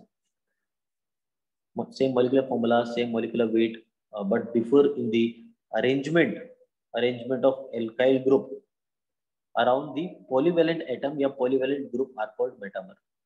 और जो मेटामर होते हैं, metamer have different alkyl grouping around the polyvalent atom या पॉलीवेलेंट ग्रुप। मतलब जो भी पॉलीवेलेंट एटम है या ग्रुप है उसके दोनों तरफ जो भी होगा वो एल्काइल ग्रुपिंग डिफरेंट होगा। मतलब जैसे ईथर का एग्जांपल लिया ना, एक तरफ दोनों तरफ 2 2 कार्बन थे, नीचे मैंने 1 और 3 कर दिया, 1 और 3 कर दिया, नंबर ऑफ कार्बन डिफरेंट होने ही चाहिए यार, पॉसिबिलिटी नहीं है। जैसे एक एग्जांपल ये लिया मैंने, पहले वाला तो क्लियर हो गया होगा, पहले वाला क्लियर हो गया होगा, ठीक है। फिर से बोल रहा हूं, ध्यान से सुनिएगा। ईथर का एग्जांपल लिया मैंने, ये दोनों एक दूसरे के मेटामर हैं। मैंने कहा नंबर ऑफ कार्बन डिफरेंट होने चाहिए। इसके नीचे एक एग्जांपल ले लिया, उसमें कार्बन डिफरेंट नहीं है। ये ईथर है, इसके इधर 1 है, राइट में 3 है। ये ईथर है, इसके इधर 1 है, राइट में 3 है। अरे नंबर ऑफ कार्बन तो सेम है सर। बेटा ध्यान से सुनना, जो भी बोल रहा हूँ ध्यान से सुनना। लिखने वाली लाइन नहीं है, सिर्फ समझने वाली, फील करने वाली लाइन है। ऑक्सीजन, जो ईथर की बात कर रहा हूँ, ईथर के 2 ही ग्रुप होते हैं, दोनों साइड ग्रुप होते हैं। अब दोनों में से एक ग्रुप सेम हो गया तो दूसरा तो सेम होना ही चाहिए ना, तभी तो आइसोमर होगा। ईथर के दोनों side number of carbon different होने चाहिए तभी जाके मेटामर होगा। जैसे ऊपर था 1 3 2 2, यहाँ पे 1 3 1 3 होगा, मेटामर हो ही नहीं सकता, क्योंकि डेफिनेशन में लिखा था एल्काइल ग्रुपिंग डिफरेंट होना चाहिए। अब इसमें तो सर लेफ्ट में तो एक ही कार्बन है, इधर भी लेफ्ट में एक ही कार्बन है, तो ग्रुपिंग तो सेम हो गया, मेटामर नहीं हो सकता। क्या है, अरे प्रिंसिपल चेन सेलेक्ट करके तो देखो। यहाँ पे प्रिंसिपल चेन ये 3 कार्बन का आएगा, यहाँ पे प्रिंसिपल चेन ये कार्बन का आएगा, इसका होगा 1 मिथोक्सी प्रोपेन, ये होगा 2 मिथोक्सी प्रोपेन। बेटा दोनों एक दूसरे की पोजीशन आइसोमर है, दोनों एक दूसरे के पोजीशन आइसोमर है। ये अगर आईयूपीएसी नेम आपको लिखना आ गया ना तो डाउट ही नहीं होगा। एक बार फिर से बोल रहा हूँ, अब मेटामर को थोड़ा बहुत आइडिया लग चुका है, तो सबसे पहले चेक करेंगे फंक्शनल ग्रुप आइसोमर है कि नहीं है। जो फंक्शनल ग्रुप आइसोमर है वो और कुछ हो ही नहीं सकता। उसके बाद ये ऑर्डर लिखा रहा हूं मैं आपको, उसके बाद चेक करेंगे क्या वो मेटामर है कि नहीं है। जो मेटामर है, हाँ ठीक है वो मेटामर है, उसके बाद कोई ऑर्डर नहीं है। चेन हो सकता है, पोजिशन हो सकता है, रिंग चेन हो सकता है, आगे कोई ऑर्डर नहीं है। सबसे पहले फंक्शनल ग्रुप देखेंगे, फिर मेटामर देखेंगे, उसके बाद कोई ऑर्डर नहीं है, उसके बाद कोई ऑर्डर ही नहीं है। चलिए मेटामर की बात को कंटिन्यू करते हैं एक बार फिर से। थर्ड एग्जांपल, ये पॉलीवेलेंट ग्रुप हो गया, दिख रहा है मुझे। अब देखो, लेफ्ट में मिथाइल था, राइट में इथाइल था। इथाइल को इधर लेके आ गया, मिथाइल को इधर लेके चला गया, ये बना दिया मैंने, ग्रुपिंग चेंज कर दी, है ना, एक्सचेंज कर दिया ना दोनों को। मिथाइल को राइट में ले गया, इथाइल को लेफ्ट में लेके आ गया, तो ये क्या हो गया, ये हो गया मेटामर। मेटामर में ये होता है, आपको ग्रुपिंग चेंज करनी है, या तो एक्सचेंज कर दो या थोड़ा बहुत चेंज कर दो उसमें। जैसे कीटोन का देखो, ये पॉलीवेलेंट एटम है कीटोन, इसके इधर 2 कार्बन, इधर भी 2 कार्बन, बट इधर 3 हो गया, इधर 1 हो गया, ग्रुपिंग डिफरेंट हो गई, ये ग्रुपिंग डिफरेंट हो गई, तो ये मेटामर है, 100% ये मेटामर है। बट अगर आपने मेटामेरिज्म नहीं पढ़ा होता, अगर आपने मेटामेरिज्म नहीं पढ़ा होता ना बेटा, तो आप बोल रहे होते कि सर ये पोजीशन आइसोमर है। अगर आपने मेटामेरिज्म नहीं पढ़ा होता तो आप बोलते पोजीशन आइसोमर है, क्योंकि 1 2 3 4 5 और 1 2 3 4 5 सर कीटोन का पोजीशन चेंज हो रहा है। बिल्कुल सही बात है, ये पोजीशन आइसोमर भी है, ये मेटामर भी है, ये पोजीशन आइसोमर भी है, दोनों है। बट जैसा मैंने कहा कि पहले फंक्शनल ग्रुप आइसोमेरिज्म चेक करेंगे, फिर मेटामेरिज्म चेक करेंगे। अगर सिंगल चॉइस वाला क्वेश्चन आया, मान लो ये क्वेश्चन दिया गया है और दोनों ऑप्शन है, मेटामेरिज्म भी है और पोजीशन आइसोमर भी लिखा हुआ है, मैं मेटामर से जाऊंगा। अगर सिंगल चॉइस है तो मेटामर सही है, अगर मल्टीपल चॉइस है तो मेटामर और पोजीशन दोनों सही ऑप्शन है, मेटामर और पोजीशन दोनों सही ऑप्शन। एक ऐसा एग्जांपल नीचे है, देखो जो नीचे वाला एग्जांपल है वो आपको पता है कि ये पॉलीवेलेंट एटम है। क्यों सर आप पॉलीवेलेंट एटम चेक कर रहे हैं? क्योंकि बेटा फंक्शनल ग्रुप तो सेम है, तो फंक्शनल ग्रुप तो हो नहीं सकता, दूसरा मुझे मेटामर ही चेक करना होता, तो मेटामर देख रहा हूँ, इधर 2 कार्बन है, इधर 2 कार्बन है, इधर इधर 3 कार्बन है, इधर 1 कार्बन है, तो मेटामर हो सकता है। हो सकता है क्या है? जब ग्रुपिंग डिफरेंट हो गया तो मेटामर हो गया होगा, हो गया। आगे नंबरिंग कर लो, देख लो कोई और दूसरा आइसोमर तो नहीं है, 1 2 3 4 5 हो गया, और इसमें 1 2 3 4, अरे पहले वाले में 5 कार्बन, दूसरे में 4 कार्बन का चेन, सर ये तो चेन आइसोमर भी हो गया। बट हाँ, सिंगल चॉइस सिर्फ मेटामर, मल्टीपल चॉइस मेटामर और चेन आइसोमर दोनों। आ रही बात समझ में? ये एग्जांपल समझ में आएगा? मेटामर के यार जरूरी है, इंपॉर्टेंट है, बहुत इंपॉर्टेंट एग्जांपल है, मान के चलिए।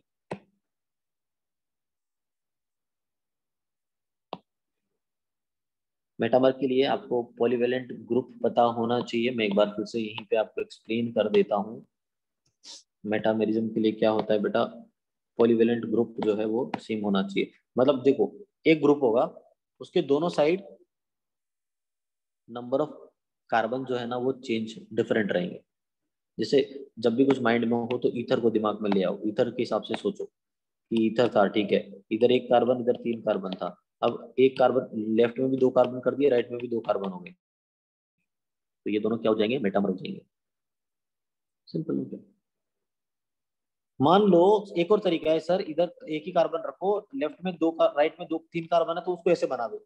अब पहला और दूसरा और तीसरा, पहला और तीसरा मेटामर नहीं हो सकता, क्योंकि पहले और तीसरे में इधर भी लेफ्ट में 1 कार्बन, इधर भी लेफ्ट में 1 कार्बन, इधर भी राइट में 3 कार्बन, इधर भी राइट में 3 कार्बन, तो नंबर लिख दो 1313, नंबर ऑफ कार्बन लिख दो, वो तो सेम ही आया ना, तो मेटामर नहीं हो सकता। अब मेटामर नहीं है तो क्या करें? मेटामर नहीं है, फंक्शनल ग्रुप आइसोमर नहीं है, तो चेन होगा या पोजीशन होगा, रिंग चेन तो हो नहीं सकता। तो प्रिंसिपल चेन सेलेक्ट करो, और देखो जब भी चेन और पोजीशन में कंफ्यूजन हो, मेरा तो काम प्रिंसिपल चेन सेलेक्ट करना ही है, क्योंकि फिर उसी से आइडिया लगता है मुझे। तो प्रिंसिपल चेन सेलेक्ट करके पता चला कि पहले वाला है 1 मिथोक्सी और दूसरे वाला है, तीसरे वाला है 2 मिथोक्सी, मतलब पोजीशन डिफरेंट है, they are position isomer.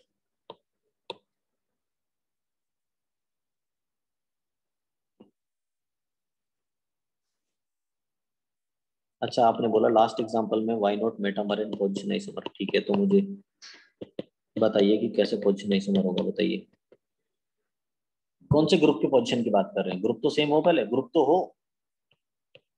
5 carbon का चेन, 4 कार्बन का चेन। जब चेन ही डिफरेंट है तो पोजीशन कैसे हो सकता है? पोजीशन आइसोमर होने के लिए चेन तो सेम होना चाहिए। यार मैंने स्टार्टिंग में बोला था, अगर कोई चेन आइसोमर है ना तो पोजीशन नहीं हो सकता, अगर कोई पोजीशन है तो वो चेन नहीं हो सकता, चांस ही नहीं है। दोनों का डेफिनेशन एक दूसरे के अपोजिट है यार। पोजीशन आइसोमर होने के लिए प्रिंसिपल चेन सेम होना चाहिए, जब प्रिंसिपल चेन ही डिफरेंट है तो चेन आइसोमर होगा। आएगा समझ में, आएगा, टेंशन नहीं लेना है, आएगा धीरे धीरे आएगा। जिस तरीके से तुम लोग सोच रहे हो या समझ रहे हो, तुमको धीरे ही समझ में आएगा आज। कि अननेसेसरी फालतू के डाउट क्रिएट कर रहे हो खुद से अपने आप, उतना टफ है भी नहीं है। अभी तो स्ट्रक्चरल आइसोमर चल रहा है यार, मैं तो ये सोच रहा हूँ कि जब ऑप्टिकल चलेगा, जीआई चलेगा, तब तो तुम लोग पागल ही हो जाओगे। तो सोचना है आराम से, रिलैक्स होके, है ना, बहुत ज्यादा टफ नहीं है। एग्जाम्पल थोड़े टफ लिए मैंने, जरूरी है, बहुत इजी इजी पढ़ा के काम नहीं चलेने वाला, फिर कुछ सॉल्व होगा नहीं ना हमसे, इसलिए। ये देखो 4 एग्जाम्पल लिए मैंने, यहाँ पे थोड़ा क्लियरिटी मिलेगा आपको, थोड़ा क्या अच्छा खासा क्लियरिटी मिलेगा, सिर्फ सुनना है मुझे। 1 2 3 4, बस ये जो जो जल्दी रहती है ना, काशी सर को जल्दी बताते हैं, रिवार्ड मिलेगा कुछ ना कुछ। मैं कोई रिवार्ड नहीं देने वाला है, जैसे ही तुम लोग जल्दी बोलते हो ना, मुझे गुस्सा आता है। मैं बोल दिया सभी मेटामर है, बिना सोचे समझे, पूछने तो दो। 1 और 2 क्या है, मैं पूछ रहा हूँ क्वेश्चन, तुम लोग, मैं पूछूंगा 1 और 2 क्या है, 2 और 3 क्या है, 3 और 4 क्या है, 1 एंड 3 क्या है।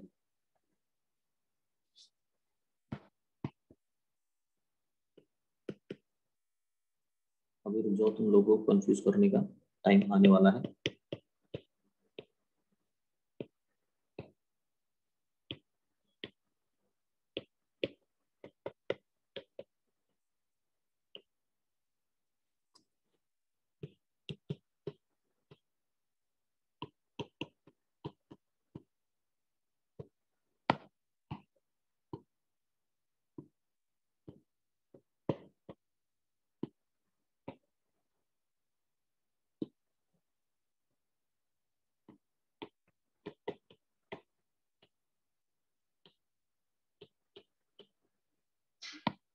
बताइए, फर्स्ट वाले में 1 एंड 2 एक दूसरे के मेटामर हैं।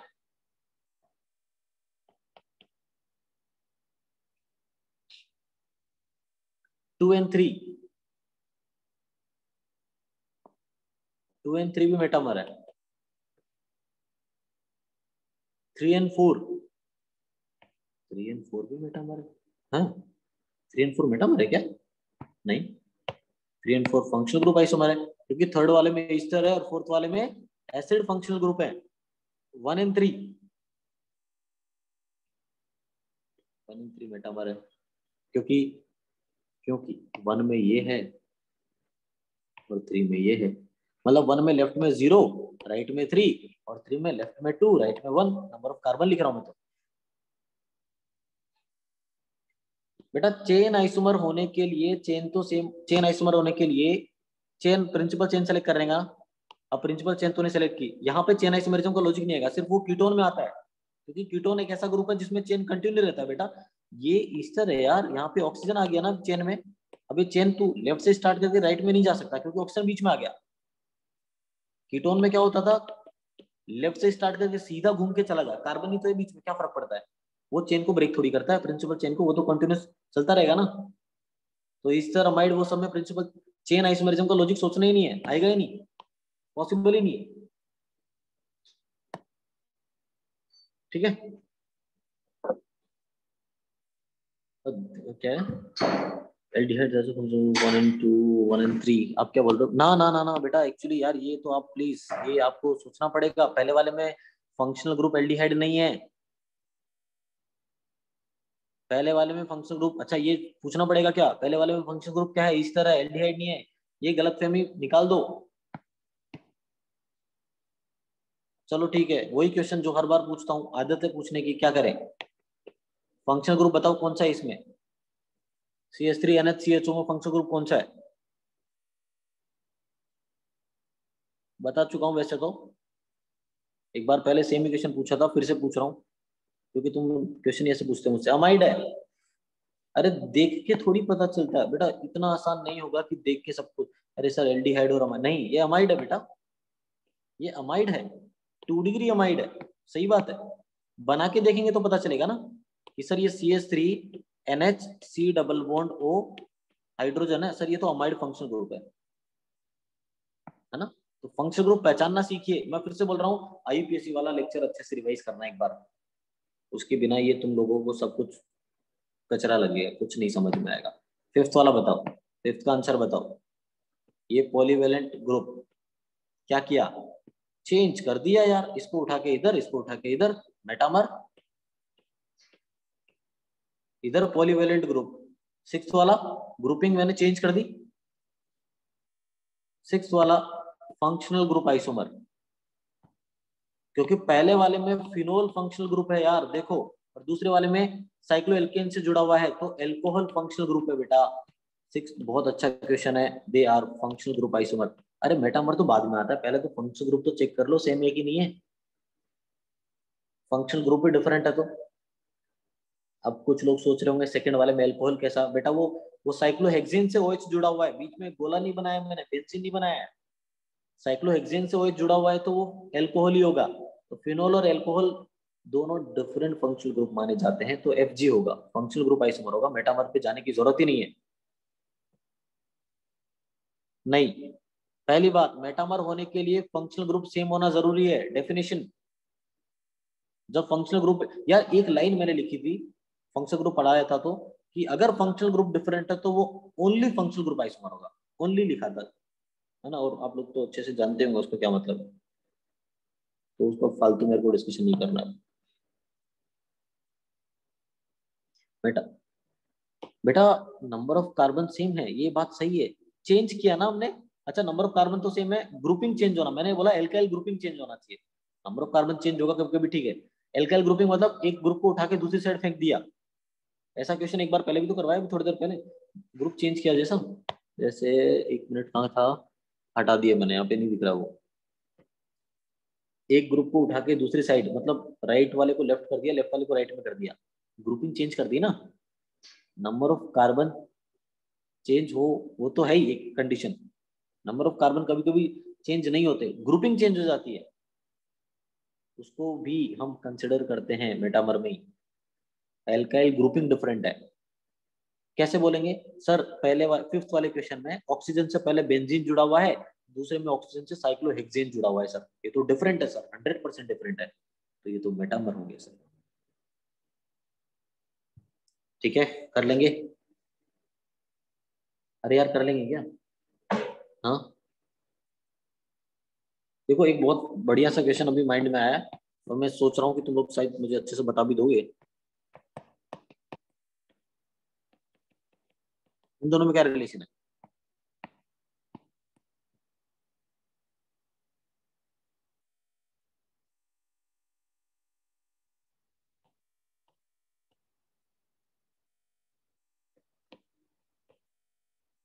सही बात है, मेटामर लग रहा है सबको, वेद ने मेटामर बोला, कौस्तुभ ने भी मेटामर बोल दिया, हेमंत का ठीक है, हेमंत ने सही बोला।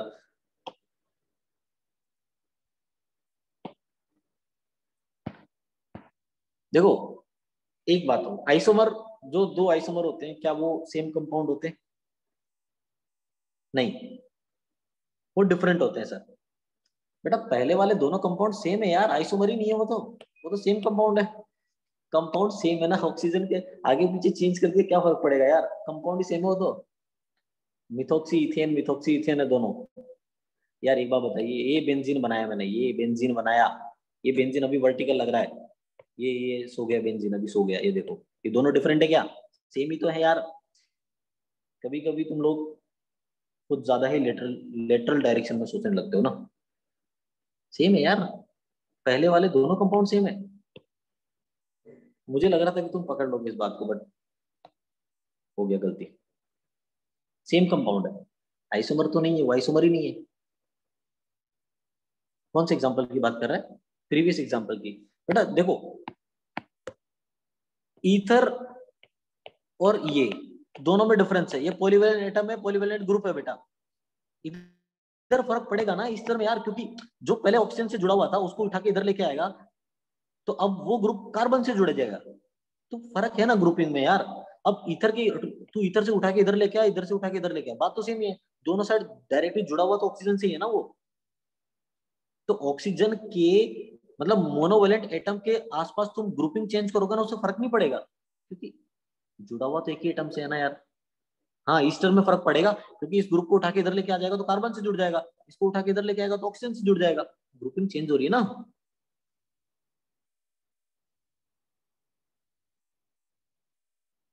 टाइम लगेगा, अच्छा खासा टाइम लगेगा। ठीक है, सही बोल रहा हूँ, समझने में टाइम लगेगा तुम लोगों को। बेटा 1 2 एंड 2 1 सेम तभी होगा जब मोनोवेलेंट पॉलीवेलेंट एटम है, पॉलीवेलेंट ग्रुप में नहीं। ठीक है। और यार ये अपने आप कैसे मत बनाओ कि सर ऐसा ये होगा, बहुत सिंपल सी बात की है मैंने, पहले तो देख तो लो कंपाउंड सेम ही है यार। अब आप एक ग्रुप को, जैसे सर ने बताया, ग्रुप को उठा के इधर लेके गया, इसको उठा के इधर लेके गया, अरे तो चेंज करने का फर्क भी तो पड़ना चाहिए यार। अब बीच में एक ही ऑक्सीजन है, राइट वाले को लेफ्ट ले जाओ, लेफ्ट वाले को राइट ले जाओ, फर्क पड़ेगा क्या? कोई फर्क नहीं पड़ेगा, सेम ही है। अमाइड में फर्क पड़ेगा, ईस्टर में फर्क पड़ेगा, कीटोन में भी फर्क नहीं पड़ेगा, कीटोन में भी फर्क नहीं पड़ेगा। इमेजिन कर लो चाहे से। ठीक है, आ रहा है क्या समझ में? हाँ, या फिर मैं सिर्फ बोल रहा हूँ? हाँ, नेक्स्ट बताओ, नेक्स्ट बताओ, नेक्स्ट बताओ, नेक्स्ट बताओ। मेटामर है, ठीक है, मान लिया। सही बोल रहे हो, सही बोल रहे हो, मान लिया।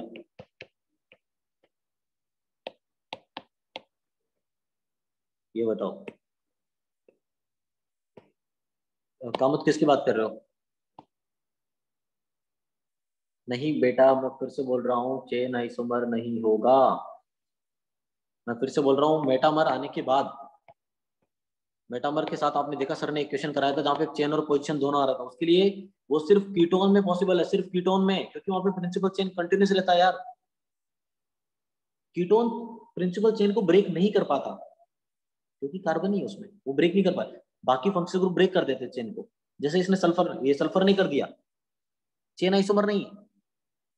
ये थायो ईथर वाला चेन आइसोमर नहीं है, मेटामर ही है। सिर्फ कीटोन में ऐसा होता है, क्योंकि वहां पे चेन ब्रेक नहीं होती। ठीक है, ये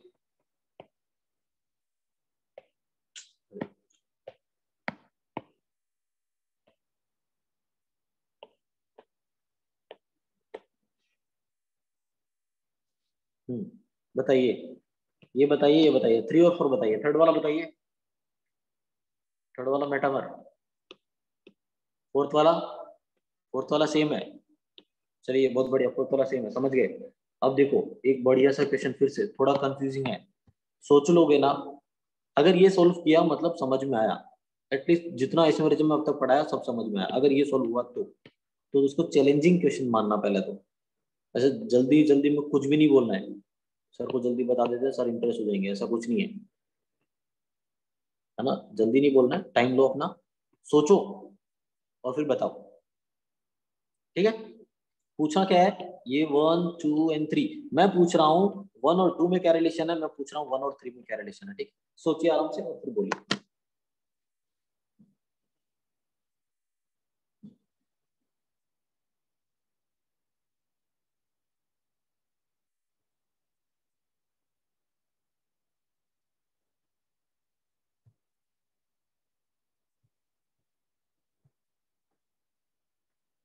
कार्तिक किसका था, किसका था ये? 1 और 2 का, 1 और 2 का बोल रहे हैं क्या?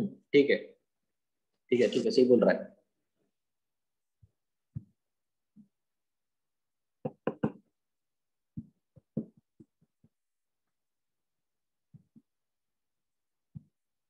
मेहनत की जरूरत है आप लोगों को,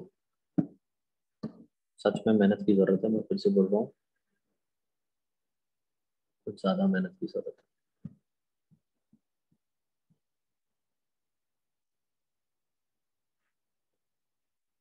देखो क्या हो रहा है,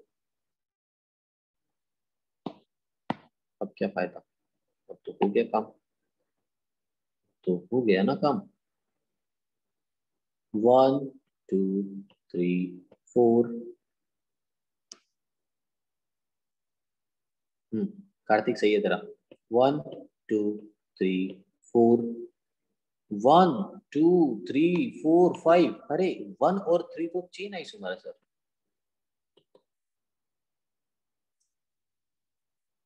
और 1 और 2 तो पोजीशन आइसोमर है सर। ये 1 और 2 में क्या डिफरेंस है? सिर्फ पोजीशन का तो डिफरेंस है। 2 पे मिथाइल, 3 पे मिथाइल, मेटामर तो हो ही नहीं सकता गुप्ता। NH2 कभी मेटामेरिज्म शो ही नहीं करता यार। ये तो मोनोवेलेंट ग्रुप है, मोनोवेलेंट ग्रुप जो है मेटामेरिज्म शो नहीं करते।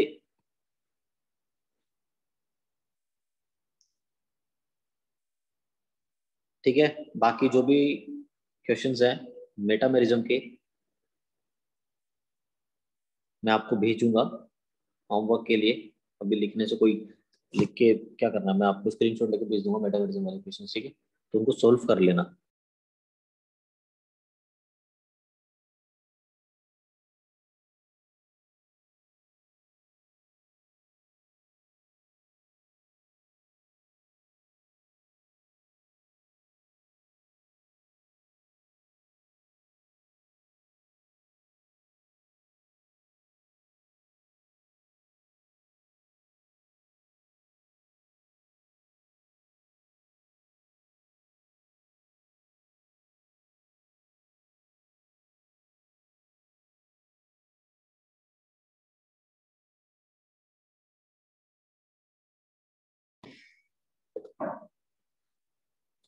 ठीक है, ये आया समझ में क्या?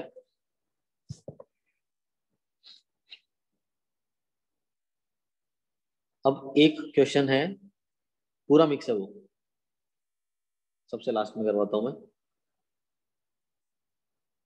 हाँ ब्रेक मिलेगा, प्रॉपर ब्रेक मिलेगा बेटा, प्रॉपर ब्रेक मिलेगा, टेंशन मतलब, मैं लिख तो लूँ पहले, है ना।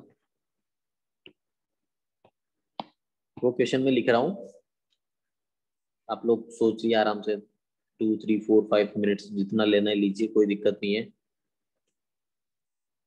पता नहीं वो ये कौस्तुभ को ब्रेक चाहिए था, ब्रेक के लिए कौन कौन बोलता है यार।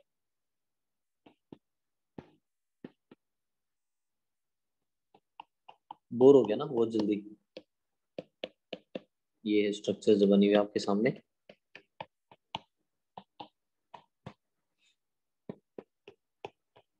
देखो बहुत ही सही क्वेश्चन है, मैं फिर से बोल रहा हूँ बहुत अच्छे क्वेश्चन है ये। मैं ये नहीं बोल रहा हूँ कि मैं एक्सपेक्ट कर रहा हूँ कि सभी जो भी पूछूंगा इसके आंसर सही होने चाहिए। 50% भी सही बताया ना, ठीक है, उतने में खुश हो जाऊंगा मैं तो, वो भी ठीक है मेरे लिए। और सभी सही बता दिए फिर तो कोई टेंशन ही नहीं है। 3 4 एंड 5, पहला क्वेश्चन की 1 और 2 में क्या रिलेशन है, दूसरा की 2 और 3 में क्या रिलेशन है, फिर की 3 और 4 में क्या रिलेशन है, फिर की 4 और 5 में क्या रिलेशन है, और लास्ट में की 3 और 5 में क्या रिलेशन है। सोचो आराम से, बहुत टाइम है, ठीक है, सोच के बताना, जल्दी नहीं करनी है, सभी एक साथ बताएंगे, जितने भी है सभी सॉल्व करेंगे।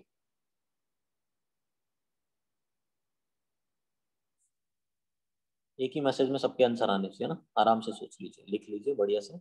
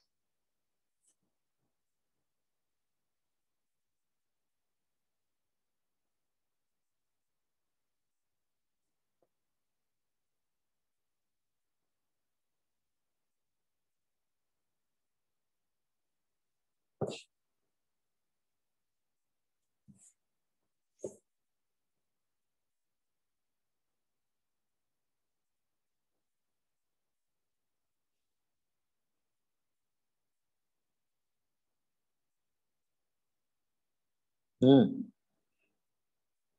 आई थिंक कौस्तुभ प्रदीप। तेरा ठीक लग रहा मुझे इस बार आंसर, ठीक है ठीक है। उसके अलावा हाँ ग्रंथ, वाह बढ़िया, ग्रंथ बेटा तुम्हारा भी ठीक है। उसके अलावा चेंज कर थोड़ा, कार्तिक अच्छे से देख, कार्तिक कार्तिक एक बार अच्छे से देख। अ, वेद ऑलमोस्ट सही है बेटा, ऑलमोस्ट सही है, लास्ट वाला फिर से देख, लास्ट वाला फिर से देख, क्या क्या गलती की है तूने। हाँ जानवी सही है, आपका सही है। सही है, बिल्कुल सही है। हेमंत बेटा तेरा भी ठीक है। बहुत बढ़िया, बहुत ही बढ़िया, फिर तो टेंशन ही खत्म हो गई। गौरंग फर्स्ट और सेकंड सही है, बाकी दो गलत है, तो सिर्फ पहला दूसरा सही है तेरा। मनन मनन तेरी बात कर रहा हूँ, है ना, पहला और दूसरा सही है। वन टू, ना ना, सारा आपका आंसर सही नहीं है, एक बार फिर से देखो उसको। आपने, अच्छा अच्छा, 1 and 2 मेटामर बोला, 2 and 3 एफजी बोला, और 3 and 5 ओशन बोला। हाँ ठीक है, तो सारा जितना भी आपने बताया ना उतना सही है। आपने पूरा नहीं बताया, बस जितना बताया उतना सही है।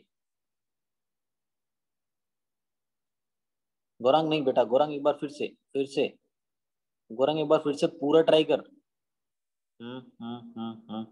हाँ अर्चित सही है, तेरा भी सही है।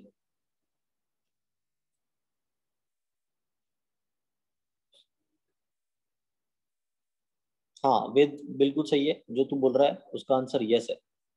3 और 5 वही है जो तूने लिखा है। ठीक है, आगे आगे बोलो। ठीक है, तो समझ गए। कामत, लास्ट वाला फिर से चेक करो बेटा। लास्ट वाला में मिस्टेक है, बाकी चारों सही है आपके।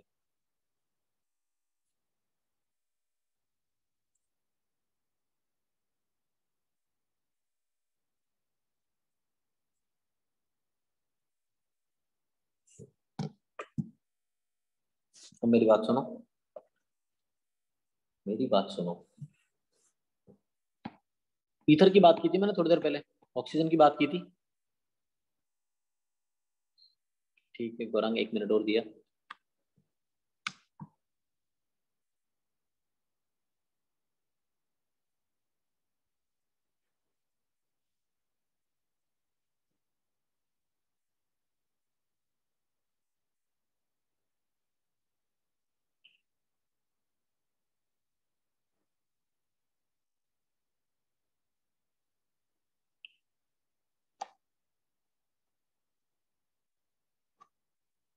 ठीक है, देखो मैं बात कर रहा था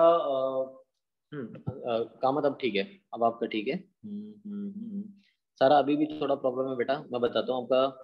पहला सही है, दूसरा सही है, लास्ट वाला भी सही है, थर्ड और फोर्थ में मिस्टेक है थोड़ा। बात करेंगे अभी, ठीक है। वही बात करने वाला हूँ मैं। देखो यार, ईथर की बात की थी तो मैंने बताया था कि ईथर में ग्रुप को इंटरचेंज करने से कोई फर्क नहीं पड़ता। ये तो क्लियर है। हाँ, कि सर इधर 1 कार्बन, इधर 3 कार्बन, इधर 2 कार्बन, इधर 2 कार्बन, ये मेटामर होगा। नाइट्रोजन यार 3 डिग्री अमीन्स में 3 ग्रुप होते हैं। अब मान लो, इधर इधर 1 कार्बन है, इधर 3 कार्बन है, इधर 4 कार्बन है। तो अगर चेंज जैसे ऑक्सीजन के अराउंड आपने चेंज किया तो 1 3 को 2 2 कर दिया। कोई भी दो ग्रुप तो चेंज करने होते हैं। अब नाइट्रोजन में मान लो ये तो 1 ही है, इधर 3 की जगह इधर 2 कर दिया, इधर 4 की जगह 5 कर दिया। मतलब इधर एक कम करके इधर एक बढ़ा दिया, ग्रुपिंग चेंज कर दी ना। ये होगा तो मेटामर ही ना बेटा। मेरा कहने का मतलब ये है कि अगर ईथर में ऑक्सीजन के दोनों साइड नंबर चेंज हो जाते हैं तो मेटामर होगा। अगर ऑक्सीजन के एक साइड नंबर सेम भी रह गया ना, तो डाउट आना चाहिए माइंड में कि यार अगर नंबर सेम आ गया, जैसे ऑक्सीजन में मैंने मैंने 1 3 1 3 के दो एग्जांपल कराए थे। कार्बन, ऑक्सीजन, ये तीन ऐसे, फिर कार्बन, फिर ऑक्सीजन, फिर ये ऐसे। तो ऑक्सीजन के इधर भी 1 कार्बन, इधर भी 1 कार्बन। अगर ऑक्सीजन के दो ही साइड है ना, दोनों side number of carbon different होना चाहिए तभी मेटामर है। अगर नंबर सेम आ गया तो डाउट आना चाहिए माइंड में। डाउट ये आना चाहिए कि मेटामर तो नहीं होगा सर, कुछ और हो सकता है। क्या पता चेन हो, क्या पता पोजीशन हो, बात की बात है, चेक करेंगे। वैसे ही नाइट्रोजन के 3 बॉन्ड होते हैं, तीन में से एक ग्रुप तो सेम होगा, चलेगा, एक ग्रुप तो हो भी सकता है यार। अगर दो ग्रुप सेम आ गए ना, तो फिर मेटामर नहीं हो सकता, क्योंकि दो ग्रुप सेम आ गए तो तीसरे को क्या करेगा, तीसरे को थोड़ा बहुत चेंज कर देगा बस। यार मेटामर होने के लिए दो ग्रुप आपस में चेंज होने चाहिए ना। तो नाइट्रोजन 3 बॉन्ड बना रहा है, एक ग्रुप अगर सेम भी हो गया तो कोई फर्क नहीं पड़ता, एक ग्रुप सेम भी हो गया तो फर्क नहीं पड़ता, दो ग्रुप चेंज हो जाने चाहिए। बट अगर दोनों ग्रुप सेम हो गए तो फिर प्रॉब्लम क्रिएट हो जाएगी सर। फिर चेक करना पड़ेगा क्या है। तो वही है, देखते हैं वापस से। फर्स्ट और सेकंड, पहले वाले में 5 कार्बन 1 कार्बन, 4 कार्बन 2 कार्बन। चलिए देखो ध्यान से, नाइट्रोजन से जो हाइड्रोजन जुड़ा हुआ है वो दोनों साइड सेम है। मैंने NH लिख दिया तो आप लोगों ने ध्यान नहीं दिया, बट नाइट्रोजन के 3 ग्रुप थे, तीनों में से दोनों ही जगह हाइड्रोजन तो सेम ही था। हाइड्रोजन तो सेम ही था ना यार, वो भी तो ग्रुप ही एक। बाकी 5142 हो गया मेटामर। 2 और 3 फंक्शनल ग्रुप आइसोमर, क्योंकि 2 में 2 डिग्री अमीन्स है और 3 में 3 डिग्री अमीन्स है, दोनों डिफरेंट फंक्शनल ग्रुप होते हैं। 3 एंड 4, 3 और 4 दोनों में 3 डिग्री फंक्शनल ग्रुप है, बट डिफरेंस क्या है देखो, इधर भी 1 कार्बन, इधर भी 1 कार्बन, कोई डिफरेंस नहीं है। इधर 4 कार्बन था, 4 इधर था 1, उसको कर दिया 3 2, अरे चेंज कर दिया मेटामर। 4 और 5, इधर 1 कार्बन है, 1 का 1 ही है। अब देखो 4 और 5 में, 4 में 3 2 था, इधर क्या कर रखा है 4 1, ये भी मेटामर है।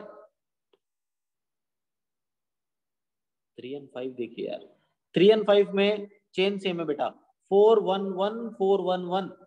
3 और 5 ध्यान से देखो, 4 1 1 4 1 1, मतलब चेन डिफरेंट नहीं है तो मेटामर नहीं हो सकता यार।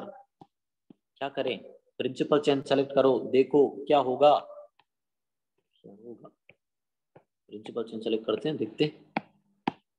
ये रहा प्रिंसिपल चेन यहाँ पे, ये रहा प्रिंसिपल चेन यहाँ पे। ये पूरा अपने आप में एक ग्रुप माना जाएगा, जी बोल दो। ये पूरा अपने आप में एक ग्रुप माना जाएगा, इसको भी यहाँ पे जी बोल दो। नंबरिंग करना 1 2 3 4, नंबरिंग करना 1 2 3 4।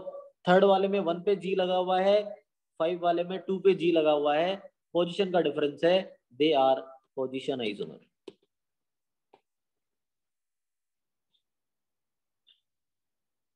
आया क्या कुछ समझ में?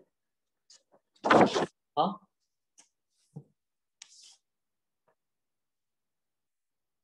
ठीक है, अभी कोई दिक्कत नहीं है। अभी ठीक है, अभी कोई दिक्कत तो नहीं है, कर लोगे ना यार?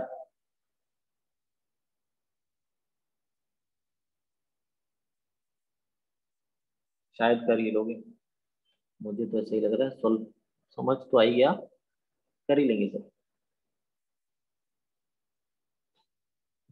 कौस्तुभ कुछ भी पूछने से पहले ना एक बार खुद ट्राई किया कर यार प्लीज, मेरे को यही प्रॉब्लम है तेरे से, है ना। 1 3 एंड 4, पहली बात तो क्वेश्चंस पेयर में पूछे जाते हैं ना। 1 बोला तूने, 1 और 3, 1 और 3 में देख क्या डिफरेंस है। 1 और 3 फंक्शनल ग्रुप आइसोमर है, ठीक है। 1 और 3 तो हो गया, उसके बाद 3 और 4 दिख रहा है क्या? 4 को भी ले लिया तूने लाइन में, तो ये क्वेश्चन 1 3 4 तीनों आपस में कोई यूनिक आंसर नहीं है। हाँ 1 और 3 का अलग आएगा, 3 और 4 का अलग आएगा, 1 और 4 का अलग आएगा, तो देखना पड़ेगा तेरे को।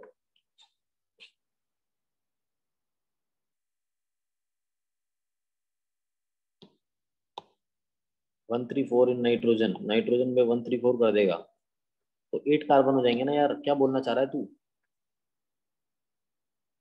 कार्बन का नंबर लिख रहा है क्या? ये कार्बन के नंबर लिख रहा है क्या 1 3 4? हाँ तो ये तो 8 कार्बन हो गए ना। अच्छा तू ये बोल रहा है कि 1 3 4 और 1 4 3 दोनों क्या होंगे? बेटा सेम कंपाउंड है ये तो, पागल हो गया लग रहा है।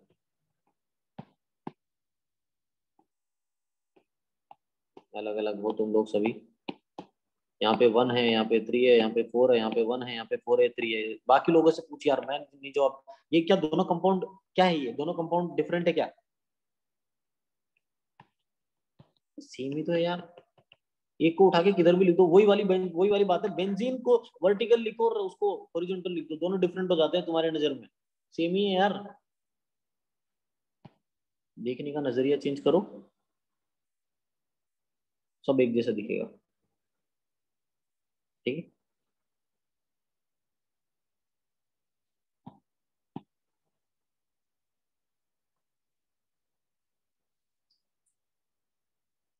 चले आगे।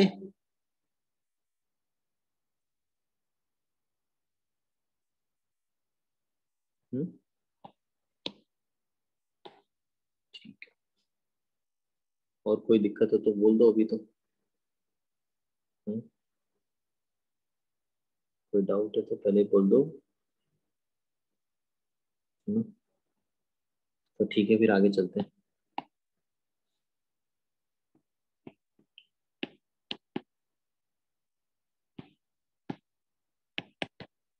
स्ट्रक्चरल आइसोमेरिज्म का लास्ट टॉटोमेरिज्म, ये डिफरेंट है अपने आप में थोड़ा, तो अच्छे से सुनेंगे टॉटोमेरिज्म का क्या मतलब होता है। देखो एक लाइन लिख रहा हूं मैं पहले, डीलोकलाइजेशन ऑफ पाई इलेक्ट्रॉन। जैसे इतना लिखा माइंड में आ रहा है कि सर ये तो रेजोनेंस है, नहीं, delocalization of pi electron with the migration of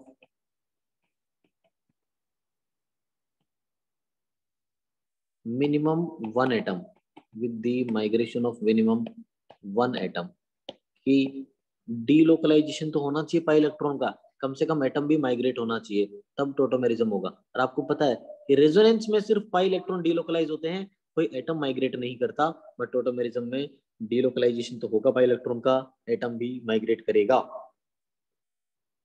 कौन सा एटम माइग्रेट करता है? जो छोटे छोटे मॉलिक्यूल्स होते हैं, छोटे ग्रुप जो होते हैं, छोटा ग्रुप मतलब मेरा यहाँ पे कहने का मतलब है H+ माइग्रेट करेगा, क्योंकि H+ माइग्रेट कर रहा है, H+ प्रोटॉन है, इसीलिए टोटोमेरिज्म को ये भी बोला जाता है प्रोटोट्रोपी, या फिर क्योंकि H+ माइग्रेट कर रहा है इसी को बोला जाता है कैटाइनोट्रोपी। ठीक है, देखो कैटायन अगर माइग्रेट कर रहा है तो कैटाइनोट्रोपी बोलेंगे, एनायन माइग्रेट कर रहा है तो एनाइनोट्रोपी बोलेंगे। हमारा जो मेन डिस्कशन रहेगा वो कैटाइनोट्रोपी पे रहेगा, H+ कैसे माइग्रेट करेगा उस पे रहेगा, तो कैटाइनोट्रोपी को प्रोटोट्रोपी भी बोला जाता है। ये बात तो मुझे समझ में आ गई। हाँ, दो स्ट्रक्चर मान लीजिए ए और बी दोनों एक दूसरे के टोटोमर हैं, मान लीजिए मैंने जैसे होता ना ए और बी चेन आइसोमर है, पोजीशन आइसोमर है, वैसे ही अगर ए और बी दोनों एक दूसरे के टोटोमर हैं तो वो दोनों डायनामिक इक्विलिब्रियम में होंगे, वो दोनों एक दूसरे के साथ इक्विलिब्रियम में होंगे, उसके लिए इक्विलिब्रियम कांस्टेंट भी डिफाइन होगा।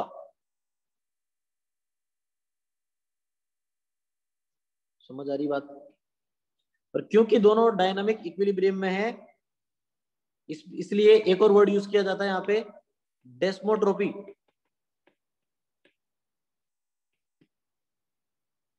डेस्मो मतलब डायनामिक और ट्रोपी का मतलब होता है इक्विलिब्रियम, या डेस्मोट्रोपिज्म भी बोलते हैं उसको कभी कभी, डेस्मोट्रोपिज्म या डेस्मोट्रोपी चलेगा। तो प्रोटोट्रोपी हो गया, कैटाइनोट्रोपी हो गया, डेस्मोट्रोपी हो गया, ये सब वर्ड्स हमें याद रखने हैं। अब मेरी बात सुनो, दूसरा डेफिनेशन टोटोमेरिज्म का, कि इसमें हो क्या रहा है, माइग्रेशन हो रहा है सर, एक एटम का माइग्रेशन होगा। कौन सा एटम का माइग्रेशन होगा? आप क्योंकि कैटाइनोट्रोपी की बात कर रहे हैं तो H+ का माइग्रेशन होगा, है ना, जनरली H+ का माइग्रेशन होगा। अब H+ है तो D+ भी आ सकता है, T+ भी आ सकता है, हाइड्रोजन की आइसोटोपी तो है। तो माइग्रेशन को बोला जाता है यहाँ पे रैपिड ऑसिलेशन, ऑसिलेट कर रहा है यार, एक तरीके से H+ ऑसिलेट कर रहा है बिटवीन टू एटम्स, तो बोल सकते हैं rapid oscillation of an atom, कौन सा? Generally H+, between two polyvalent atom. ये एक दूसरा डेफिनेशन हो गया इसका, कि टोटोमेरिज्म क्या है? It is a rapid oscillation of an atom generally H+ between two polyvalent atom. और ऑसिलेशन की वजह से दो स्ट्रक्चर मिलती है, वो दोनों स्ट्रक्चर एक दूसरे के टोटोमर होंगे, और दोनों टोटोमर एक दूसरे के साथ डायनामिक इक्विलिब्रियम में होंगे। ये कुछ जनरल बात है। कैसे पता चलेगा कौन कौन से सिस्टम में टोटोमेरिज्म होता है सर? टोटोमेरिज्म दो तरीके के सिस्टम में होता है, उसकी बात करने वाला हूं मैं। आप यहाँ पे स्क्रीनशॉट ले लीजिए पहले, फिर हम आगे चल रहे हैं।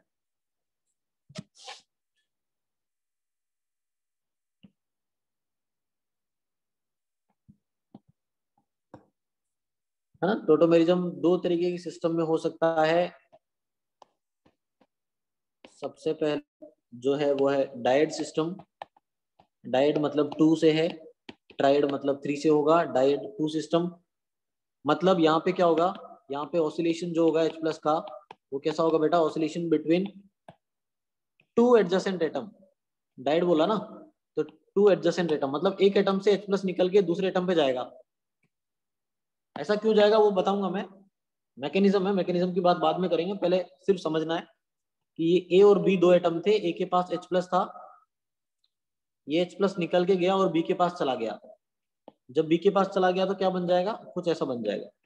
ठीक है यार, आपको एक बात पता चल गई कि पहले वाले कंपाउंड में जो ए था उसने एसिड की तरह बिहेव किया क्योंकि उसने H प्लस दिया, और बी ने गेन किया तो बी ने बेस की तरह बिहेव किया। लेफ्ट में जो लिखा हुआ है, राइट में क्या होगा, राइट में देखो इक्विलिब्रियम में मतलब लेफ्ट दोनों दोनों तरफ चलेगा यार, दोनों तरफ चल रहा होगा। तो राइट वाले कंपाउंड में क्या होगा, वापस से बी जो है H प्लस अपना ए को देगा और वापस से बैकवर्ड डायरेक्शन में रिएक्शन आने की कोशिश करेगी, मतलब फॉरवर्ड बैकवर्ड दोनों चल रहा है। तो राइट वाले में बी तो हो गया एसिड और ए हो गया बेस, तो ये आइडेंटिफाई करना भी आना चाहिए। और यहाँ पे इक्विलिब्रियम कांस्टेंट भी डिफाइन कर सकते हैं। डायड सिस्टम मतलब एक एटम से H प्लस दूसरे एटम पे गया, ऐसा क्यों जाता है वो मैं बताऊंगा, अभी मैकेनिज्म पे नहीं जाना है, ऐसा हो रहा है अभी के लिए सिर्फ ये जानना है। सेकंड, अच्छा डायड सिस्टम का एग्जांपल दे देते हैं, एक ही एग्जांपल है इसका सिर्फ, वो है साइनाइड। जैसे ये कार्बन ट्रिपल बॉन्ड नाइट्रोजन, इससे जुड़ा हुआ ये हाइड्रोजन उठ के जाएगा कहाँ पे, नाइट्रोजन के पास। जब नाइट्रोजन के पास हाइड्रोजन उठ के जाएगा तो कार्बन पे नेगेटिव, नाइट्रोजन पे पॉजिटिव, और ये हाइड्रोजन कुछ ऐसा हो जाएगा। ये दोनों एक्चुअली में सेकंड वाले स्ट्रक्चर को ऐसे भी लिख सकते हैं, HN double bond C, isocyanide है ये। पहले वाला साइनाइड, दूसरे वाला आइसोसाइनाइड, ये दोनों एक दूसरे के क्या हैं, टोटोमर हैं बेटा। दोनों में फंक्शनल ग्रुप डिफरेंट है, ये फंक्शनल ग्रुप आइसोमर नहीं है। हाँ देखो, हाइड्रोजन था H प्लस था इसलिए ऑसिलेट कर रहा था आसानी से। अगर वही मान लो हाइड्रोजन की जगह मिथाइल होता और मिथाइल को आप बोले कि मिथाइल को हटा के नाइट्रोजन पे लगा दो, ठीक है लगा दिया, तो ये क्या बन जाएगा, ये दोनों फंक्शनल ग्रुप आइसोमर बन जाएंगे, फंक्शनल ग्रुप आइसोमर बन जाएंगे, ये दोनों फंक्शनल ग्रुप आइसोमर बन जाएंगे।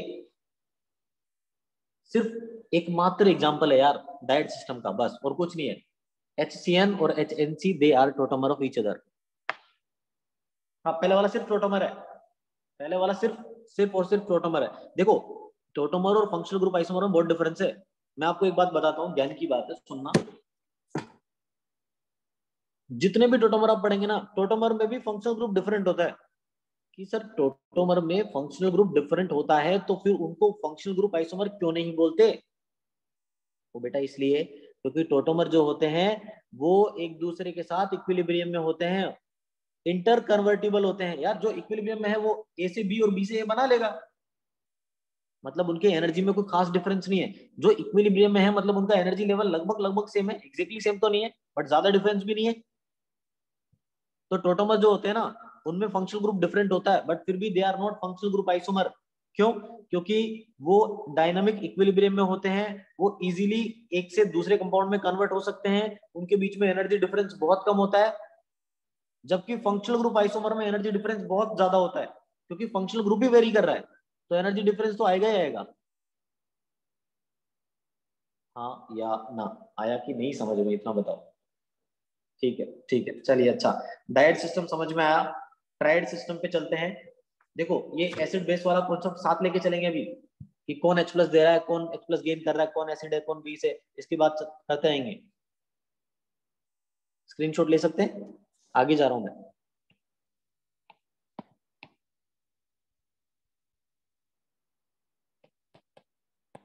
ट्रायड सिस्टम मतलब oscillation of H plus between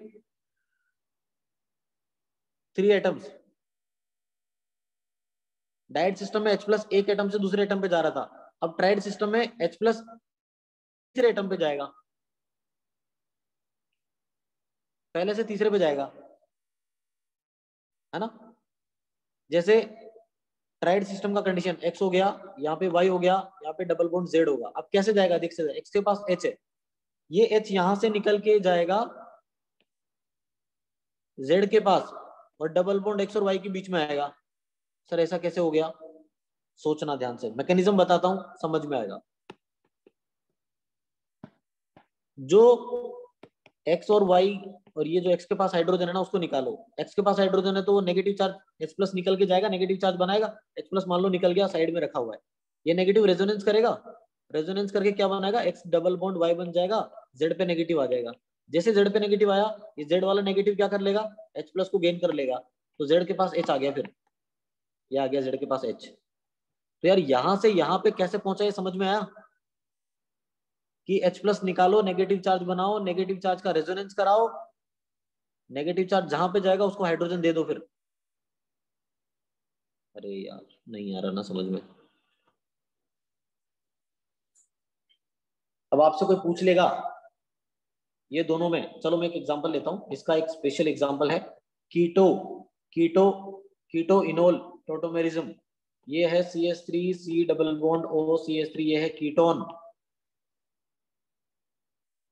क्या ट्राइड सिस्टम बन रहा है, क्या ट्राइड सिस्टम बन रहा है? हाँ, एक्स वाई जेड बन रहा है सर, वाई और जेड के बीच में डबल बॉन्ड है तो कार्बन ऑक्सीजन वाई जेड हो गया। एक्स कौन है, कार्बन है, ये एक्स हो गया। यहां से हाइड्रोजन निकालो, ठीक है सर, हाइड्रोजन निकालो, कहां पे लगाओ, ऑक्सीजन पे लगा दो, ठीक है, और इन दोनों के बीच में डबल बॉन्ड लगा दो, ये बना दिया सर, ये बन गया। पहले वाला कीटोन फंक्शनल ग्रुप था तो पहले वाले को कीटो बोलते हैं, दूसरे वाले में डबल बॉन्ड है तो ENE और एल्कोहल है तो OL, ई ड्रॉप कर दो, बन जाएगा enol, keto enol tautomerism. Keto enol में कन्वर्ट हो रहा है, इनोल कीटो में कन्वर्ट होगा।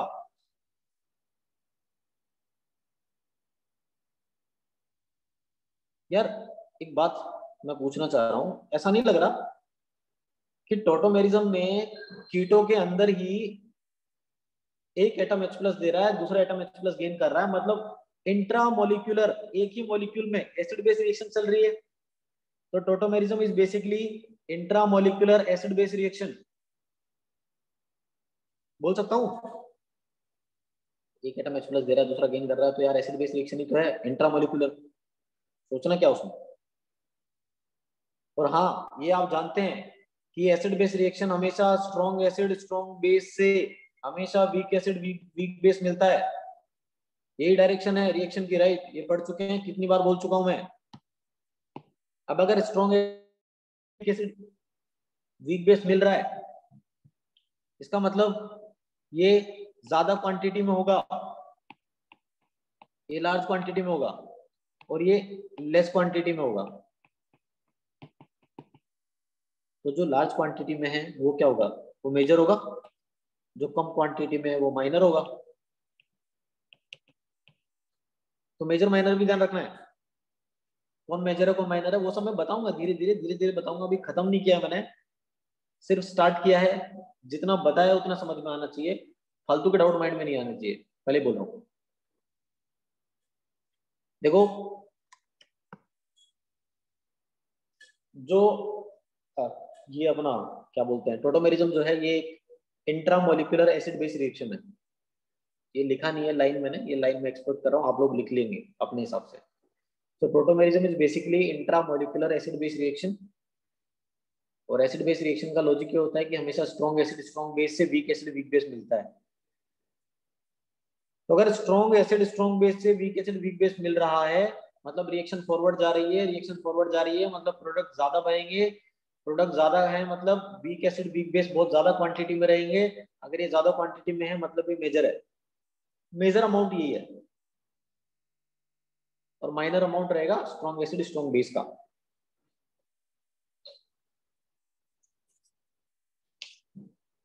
अरे कुछ कुछ कुछ तो समझ आ रहा है। हाँ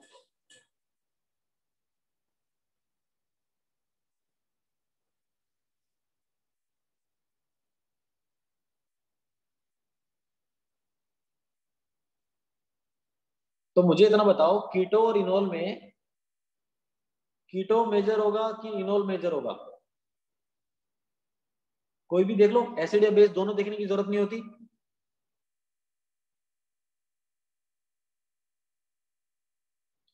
एसिड देखो, दोनों में एसिड कौन है, यहाँ पे ये एसिड है, कीटो में इनोल में ये एसिड है। बताओ वीक एसिड किधर है, जिधर वीक एसिड है वो मेजर होगा, कार्बन से जुड़ा हुआ हाइड्रोजन या ऑक्सीजन से जुड़ा हुआ हाइड्रोजन। वीक कौन सा है, कार्बन से जुड़ा हुआ हाइड्रोजन, ये वीक है, तो ये मेजर होगा बेटा। कीटो मेजर होता है, इनोल माइनर होता है, मतलब मतलब अगर आपने ट्राइड सिस्टम वाला, टोटोमेरिज्म वाला, या ये कीटोन एसीटोन के आपने 100 मॉलिक्यूल लिए, तो 100 में से हार्डली मान के चलो कि 4-5 मॉलिक्यूल इनोल बनाएंगे, बाकी 90 to 95 कीटो में रहेंगे। मेजर माइनर का ये मतलब है कि ज्यादातर अमाउंट कीटो में रहेगा, इनोल भी जाएगा बट कम जाएगा। दूसरा एक और लॉजिक जो बोला जाता है इसका कि कीटो क्यों ज्यादा स्टेबल है, क्यों मेजर है, क्योंकि कार्बन ऑक्सीजन का डबल बॉन्ड है यहाँ पे, और इनोल में कार्बन कार्बन का डबल बॉन्ड है। चलिए बताइए, बॉन्ड एनर्जी बताइए कि कार्बन ऑक्सीजन का डबल बॉन्ड और कार्बन कार्बन का डबल बॉन्ड में ज्यादा बॉन्ड एनर्जी किसका होगा?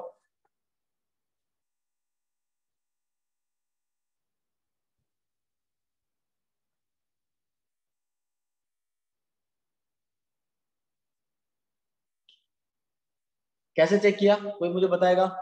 आप किस तरीके से चेक कर रहे हैं, मुझे अंतर लॉजिक जानना पीछे। मजा नहीं आएगा तब तक ना कि आप सोच कैसे रहे हैं।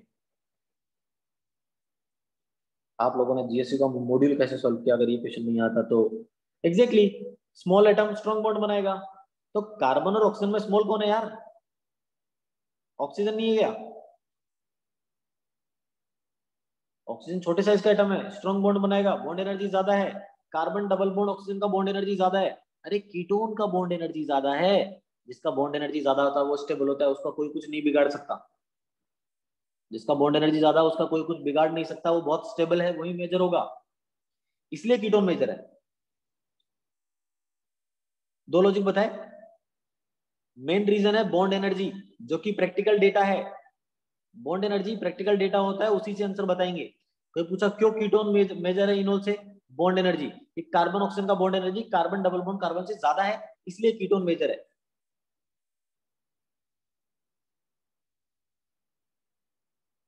ठीक है, ठीक है, ठीक है।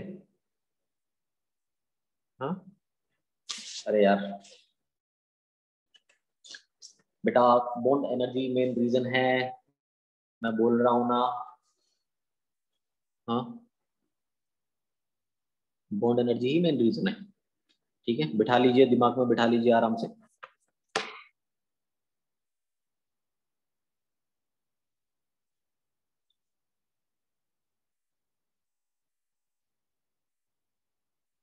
आ रहा है कि नहीं समझ में यार?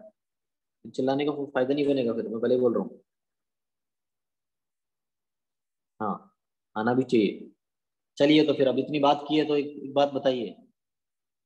कीटो इनोल में के इक्विलिब्रियम मैंने लिख दिया, तो ये के इक्विलिब्रियम बेटा 1 से ज्यादा होगा कि 1 से कम होगा, या 1 के इक्वल होगा, बताइए।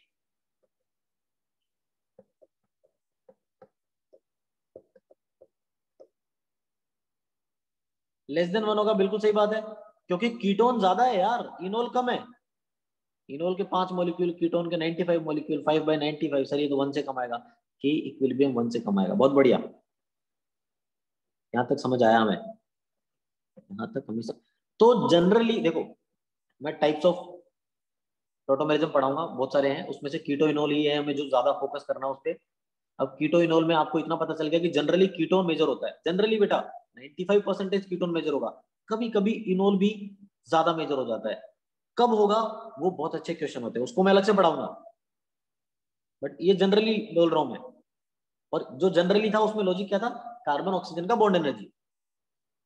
तो पहले एक बार टाइप्स ऑफ टोटोमेरिज्म की बात कर लेते हैं कि कौन कौन से सिस्टम है जो टोटोमेरिज्म दिखाते हैं, फिर वापस से कीटोइनोल पे आएंगे, क्योंकि पढ़ना तो हमें कीटोइनोल ही है, बाकी कुछ उतना डिटेल में नहीं पढ़ना हमें। ठीक है, तो उस पे जाने से पहले पहले एग्जाम्पल, छोटा सा example. CH3 C double bond O CH3, CH2 double bond C हो गया, OH हो गया, CH3 C double bond O हो गया, और ये हो गया CH3 CH double bond CHOH। सोचना है, आराम से सोचना है, जल्दी नहीं है, कहीं भागना नहीं है हमको। 1 and 2 में क्या रिलेशन है? 1 and 3 में क्या रिलेशन है? 3 and 4 में क्या रिलेशन है? हाँ, काफी है यार, काफी है।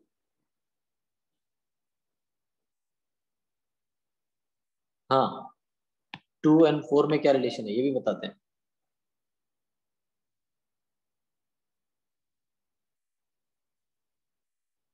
वन का किसी के साथ कॉम्बिनेशन रह गया, 1 और 4 का क्या रिलेशन है ये भी बता दो, सब बताओ, सोचो अच्छे से फिर बताओ।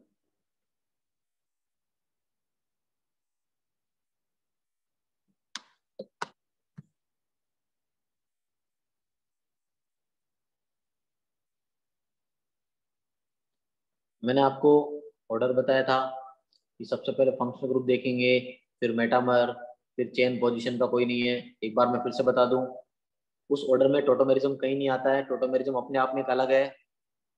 तो अगर किसी मॉलिक्यूल में टोटोमेरिज्म हो रहा है तो वही लिखेंगे, फिर जिसमें टोटोमेरिज्म हो रहा है उसमें और कुछ हो ही नहीं सकता, टोटोमर को अलग से चेक करेंगे। उसके अलावा बाकी लॉजिक तो है ही हमारा, functional, metamer, chain position, ring chain, XYZ बहुत है। तो ये लास्ट क्वेश्चन है आज का। मैं सोच रहा था कि मेटामेरिज्म प्रोटोमेरिज्म आज हो जाएगा, बट नहीं हुआ है। नेक्स्ट क्लास में प्रोटोमेरिज्म खत्म करके ज्योमेट्रिकल आइसोमेरिज्म स्टार्ट करेंगे। बहुत अच्छा खासा कंटेंट है टोटोमेरिज्म में, मैं पहले बोल रहा हूँ। हाँ तो बताइए फिर, ये बताइए यार, अभी क्वेश्चन खत्म नहीं हुआ है, आज का डिस्कशन खत्म नहीं हुआ है।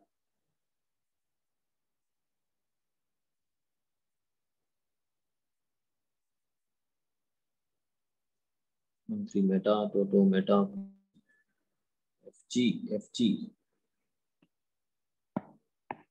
पता नहीं क्या लिख रहे हो तुम लोग। 1 and 2 टोटोमेरिज्म, सही बात। अरे किसी ने तो लिखा, चलिए फिर मैं ही बता देता हूँ, मैं बता देता हूँ, चेक कर लेना। 1 and 3 FG, 3 and 4 टोटोमेरिज्म। यही तो किया, हाइड्रोजन उठा के इधर लेके आया, पाइप बॉन्ड को उठा के इधर लेके चला गया यार, 3 और 4 में टोटोमेरिज्म है, आराम से देख लीजिए। नहीं जिसको दिख रहा उनके लिए अलग से बना रहा हूँ। ये बनाया एल्डिहाइड, देखो कीटो इनोल टोटोमेरिज्म मतलब कीटोन और इनोल नहीं, उसको कीटो बोला गया है, बट एल्डिहाइड भी कीटो इनोल में आता है। मैं ये बोलना चाह रहा हूँ कि यहाँ पे डबल बॉन्ड आ गया, उधर OH हो गया, ये H बन गया, ये दोनों एक दूसरे के कीटो इनोल है। 1 and 3 फंक्शनल ग्रुप आइसोमर है बेटा, क्योंकि 1 में कीटोन फंक्शनल ग्रुप है और थर्ड वाले में एल्डिहाइड फंक्शनल ग्रुप है। तो जब फंक्शनल ग्रुप ही चेंज हो गया तो FG है वो टोटोमर नहीं है एक दूसरे के। 3 और 4 टोटोमर एक दूसरे के, इसको भी कीटो इनोल ही बोलेंगे, ये कीटो ही है। अब ऐसा मत सोचना सर इसको कीटो क्यों बोले, तो कीटो नहीं है एल्डिहाइड है, तो कुछ और बोल दो, नहीं नाम दिया गया है यार, हम कुछ नहीं कर सकते उसमें, कीटो इनोल ही बोलेंगे उसको अभी भी।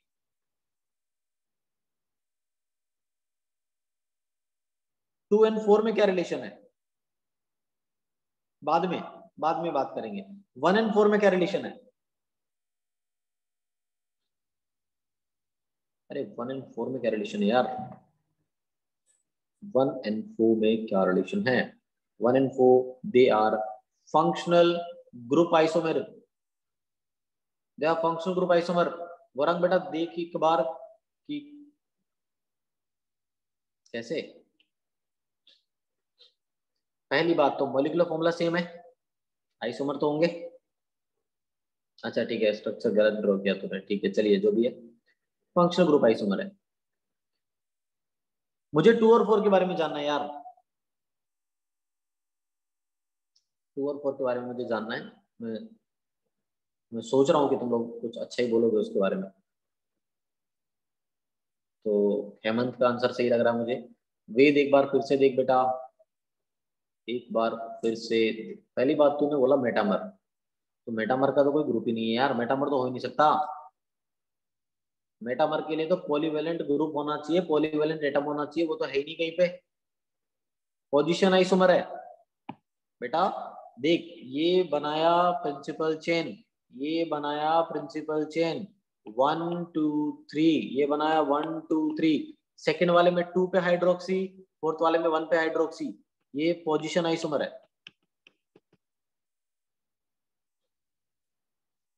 तो मैंने जैसा आपको कहा कि आप सभी को थोड़ा रिवीजन का जरूरत है, अच्छे से रिवाइज करिए।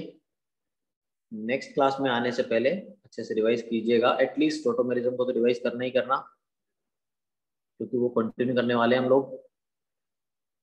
ठीक है, बाकी स्क्रीनशॉट ले लीजिए इसका। मिलते हैं फिर नेक्स्ट क्लास में। How 1 and 4 functional group isomer. बेटा बेटा 1 और 4 और क्या हो सकते हैं मुझे बता दो, और क्या हो सकते हैं। पहली बात, 1 और 4 में जब भी फंक्शनल ग्रुप डिफरेंट होता है तो एक डाउट आता है कि यार क्योंकि टोटोमर में भी फंक्शनल ग्रुप डिफरेंट होता है तो कहीं टोटोमर तो नहीं है। तो 1 और 4 जब एक दूसरे के टोटोमर नहीं है तो फंक्शनल ग्रुप ही होगा। देख ले क्या 1 और 4 टोटोमर है क्या, बना के देख, 1 का टोटोमर बना के देख, 4 जैसा दिखता है क्या, नहीं दिखेगा यार।